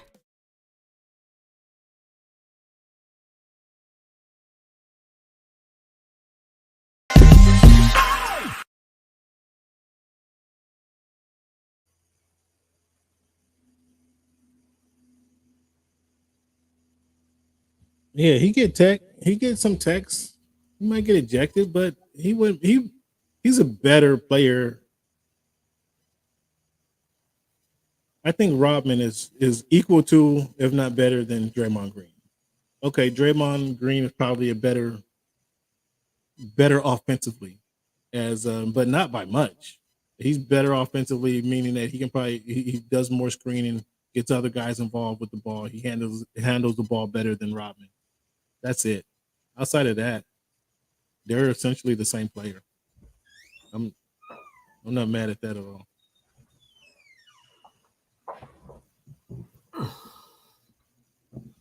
All right, Cleveland. This week in history, got some drop some facts for you guys like we do each and every week. Educate you guys. Tell a friend to tell a friend about the show. You want to give yourself a round of applause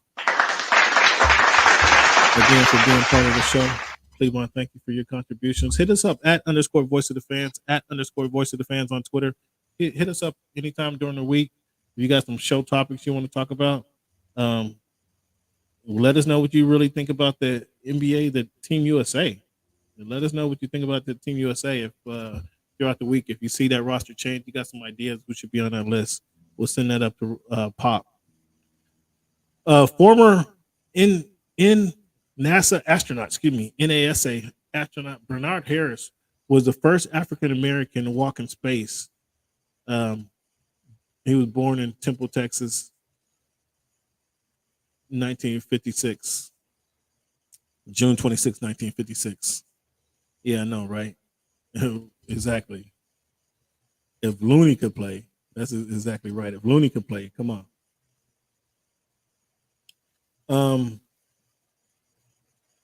June 25th, 1888, A.B. Blackburn received the patent for the railroad signal.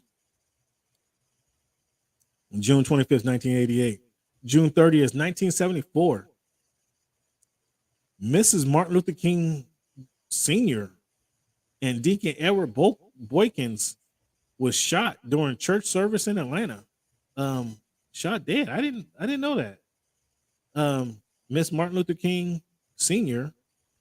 and Deacon Edward Boykin was shot during a church service in Atlanta, Georgia, June 30th, 1974. Oh, that brand new news to me, Cleveland. Did you know that? I did not. United States Air Force selected Major Robert H. Lawrence Jr. as the nation's first African-American astronaut. Unfortunately, he was killed in a training flight in December of that year, but in June 30th, 1967, first astronaut was selected, and that was Robert H. Lawrence Jr., U.S. Air Force Major. 1991, June 27, 1991, U.S. Supreme Court Justice Thurgood Marshall retired. June 27, 2007, Jamaican-born pilot Barrington Irving lands in Opelika Airport after 95 days of travel. Irving is the youngest person and first Black person, also first Jamaican American, to ever fly a plane around the world solo. That's pretty impressive. Like in 95 days, that's a long time though, right? I mean, this was 2007. That's a long time in the air. Yeah. Yeah, that's what I'm saying. That's a long time. June 27, 1914.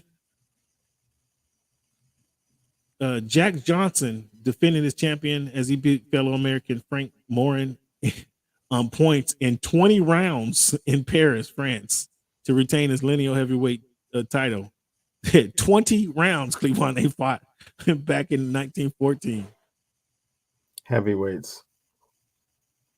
In distinct contrast, June 27, 1988, Mike Tyson KO'd Michael Spence in 91 seconds in Atlantic City to earn $67 million. So we got a 20-round fight, and then not 100 years later, we had a 91-second fight. I'm sure you know where you were when that one. Were you getting popcorn? Were you getting a beer? Did you go to the bathroom real quick, thinking like, hold on, before I get comfortable, let me go take a piss? And he came back and the fight is over. I was closed circuit with my dad, and he was very cognizant about don't go nowhere. It was a Tyson fight, so this could happen. Yeah, tune in. Let's be ready. 1992. Do you remember Dan and Dave? You remember that? The Dan and Dave Reebok phenomenon? Sure. Yeah, the two decathletes, and then Dan O'Brien did not qualify for the 92 Olympics. That was a sad day for Reeboks. Talk about waste of money. because they were hyping that thing for 6 weeks, and then he didn't make it. It was like, oh boy. Cleveland, did you spend any time watching LSU beat up on Florida in the World Series? Saw a little bit of game 2. Didn't see any of game 1 or 3. Yeah, I did. I watched a minute of it yesterday. But I had a question throughout the couple weeks. Like baseball, first baseball went chick dig the love ball, chicks dig the long ball, correct? And then they juiced up the baseball. Why didn't they just introduce aluminum bats? Like player safety, they would kill people. It might make it baseball a little bit more interesting if they did. No, that. death on the field doesn't make it more interesting. Probably would. It might get a few more fans. Are you interested in watching the Big Three this year? A little bit. I mean, they play at a very opportune time for me. When there's a lot of dead air. So you kind of like it's the only thing on. That was almost forced to watch it. So and you're familiar with at least a good handful of the players. You're probably familiar with more of the coach's background than the actual players. But yeah, watch a little. That's intentional though. Do you care to see Deontay Wilder fight Andy Ruiz? Like, yeah. Do you really? I mean, just for the blood sport of it. I mean, he's you don't want aluminum bats in baseball, but you want to see Andy Ruiz get. Well, I mean, that's that's boxing adverse, like a team sport where you're implementing an instrument that is going to lead to death. Yeah, I'm not so sure. So Cleveland, we asked you to do some math. Mm-hmm. Over the weekend, were you able to? Did you figure out that equation? 5 divided by 46. It's 0.1. What is it? One more time, I didn't hear you. 0.1. That's how many times the Seattle Mariners have made the playoffs. 0.1% of the time of their existence, they make the playoffs. And you want to talk to me about this team? Yeah, Cam. If I could flip that for a second. The team has been in existence for 46 years. I think that's where we were trying to go with that. It's made the playoff 5 times. So yeah, but that's 0.9 times, which is 10% of the time. And if you actually cut that because of you give them the break for actually being an expansion team. Oh, you want to give these guys a break? We're talking about 46 years of existence. You actually cut it from the 76 no, to the 96. No. Why would we cut 20 times? Why would we cut 21 years off of existence? Why would we cut 20 years off of existence? That's better math because it makes more sense. It makes sense to cut 20 years of existence off? In the beginning of their existence, they're not going to be in a situation. Other than the Miami Marlins, no other team has ever made the World Series within the first 20 years of their existence. I'm sorry. What did the Kraken do? That's hockey. You talking about hockey? Yeah, it's hockey. That's cool. And they make the playoffs 2 to 3 years of their existence? Hockey's a much different sport. Yeah, excuses. Why these Mariners stink? Are they even 500 yet? Are they even 500? Let me help you out. Haven't checked the scores, right? I'll check. I'll tell you. No, they're not 500. No, they're not. Unless they won tonight, they'd only be 500 if they won tonight. So you trying to give them a bunch of excuses. You try to give them a bunch of excuses. Let's cut 20 years off of their existence. Come on. Why would we do that? We're still in debate. We are. Why would they cut? What kind of sense did that make? Let's take 20 years off of their existence. Hell, if you took 20 years off of my existence, I'd be 30. I got a new life. I can start to do a lot of things differently. But you can't take 20 years off their existence talking about let's see where they would be after that. They've stunk and have stunk. You gave me the numbers. 0.1% of the time have they been worth anything in Major League Baseball. And I still contend the Metro League, Seattle Public High School Metro League, Cleveland, Franklin, Roosevelt, Garfield, Rainier Beach. They should be playing at T-Mobile Park. They should be playing this weekend. Not these bums. And so what's happening with the Mariners? What's the score? They're in the 10th inning. It's a tie game. The 10th inning. Who they tied with? Who they playing today? They are playing the Washington Nationals. The Washington Nationals, who's also another scrubby team, and they happen to be tied. Boy, what's up with the Mets, Cleveland? Let's see if you can be objective. What's going on with the Mets? Oh, a lot of things. Starting pitching's let them down.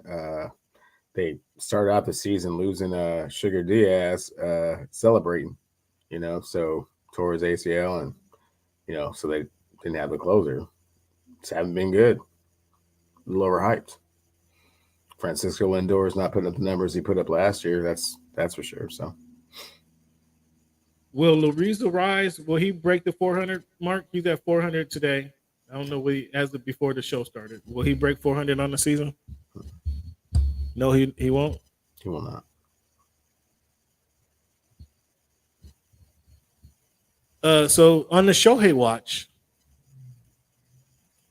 Shohei is right now batting 297 with the OBP of 379 and the slugging. He's leading the major league in slugging at 630. Nobody's even close. He's leading the majors in homers. Cleveland. He's the first in the league in homers. Did you recognize that? He's number 1 in RBIs, Cleveland. Did you know that? Number 17 in ERA. He's number 4 in Ks. How many players, Cleveland, is leading the league in slugging and is number 4 in Ks? Well, there's no other player like that, Cam. Okay. I mean, as we've already he's 1-1. He's the only player that pitches and hits. So he's 1-1, basically. 1-1 in that respect, yes. Yeah, basically. I mean, in that respect, anybody is number 1 in slugging and have a number 8 whip or top 20 ERA? Cam, I don't really get into stats too much until after the All-Star break. So I'm glad he's doing well and seeing the ball good right now. He needs to get that average up a little bit. Sounds like it's below 300. So you want to talk about somebody's average? You really want to talk about somebody's average right now? You guys, do the Mariners have anybody close hovering around 300? I thought we were talking about Shohei Ohtani. Do the Mariners have anybody hovering around 300? I haven't looked at their average right now. So of course you haven't. Yeah, of course. I wouldn't look at it either. Fans, the Mariners need to be shipped out of Seattle, Washington, out of the Soto district. Go send them to Vancouver. I wouldn't do Portland like that. Send them to Vancouver. Let them play on the little border there between Vancouver and Portland. Maybe they'll get more fans if they're closer to Portland.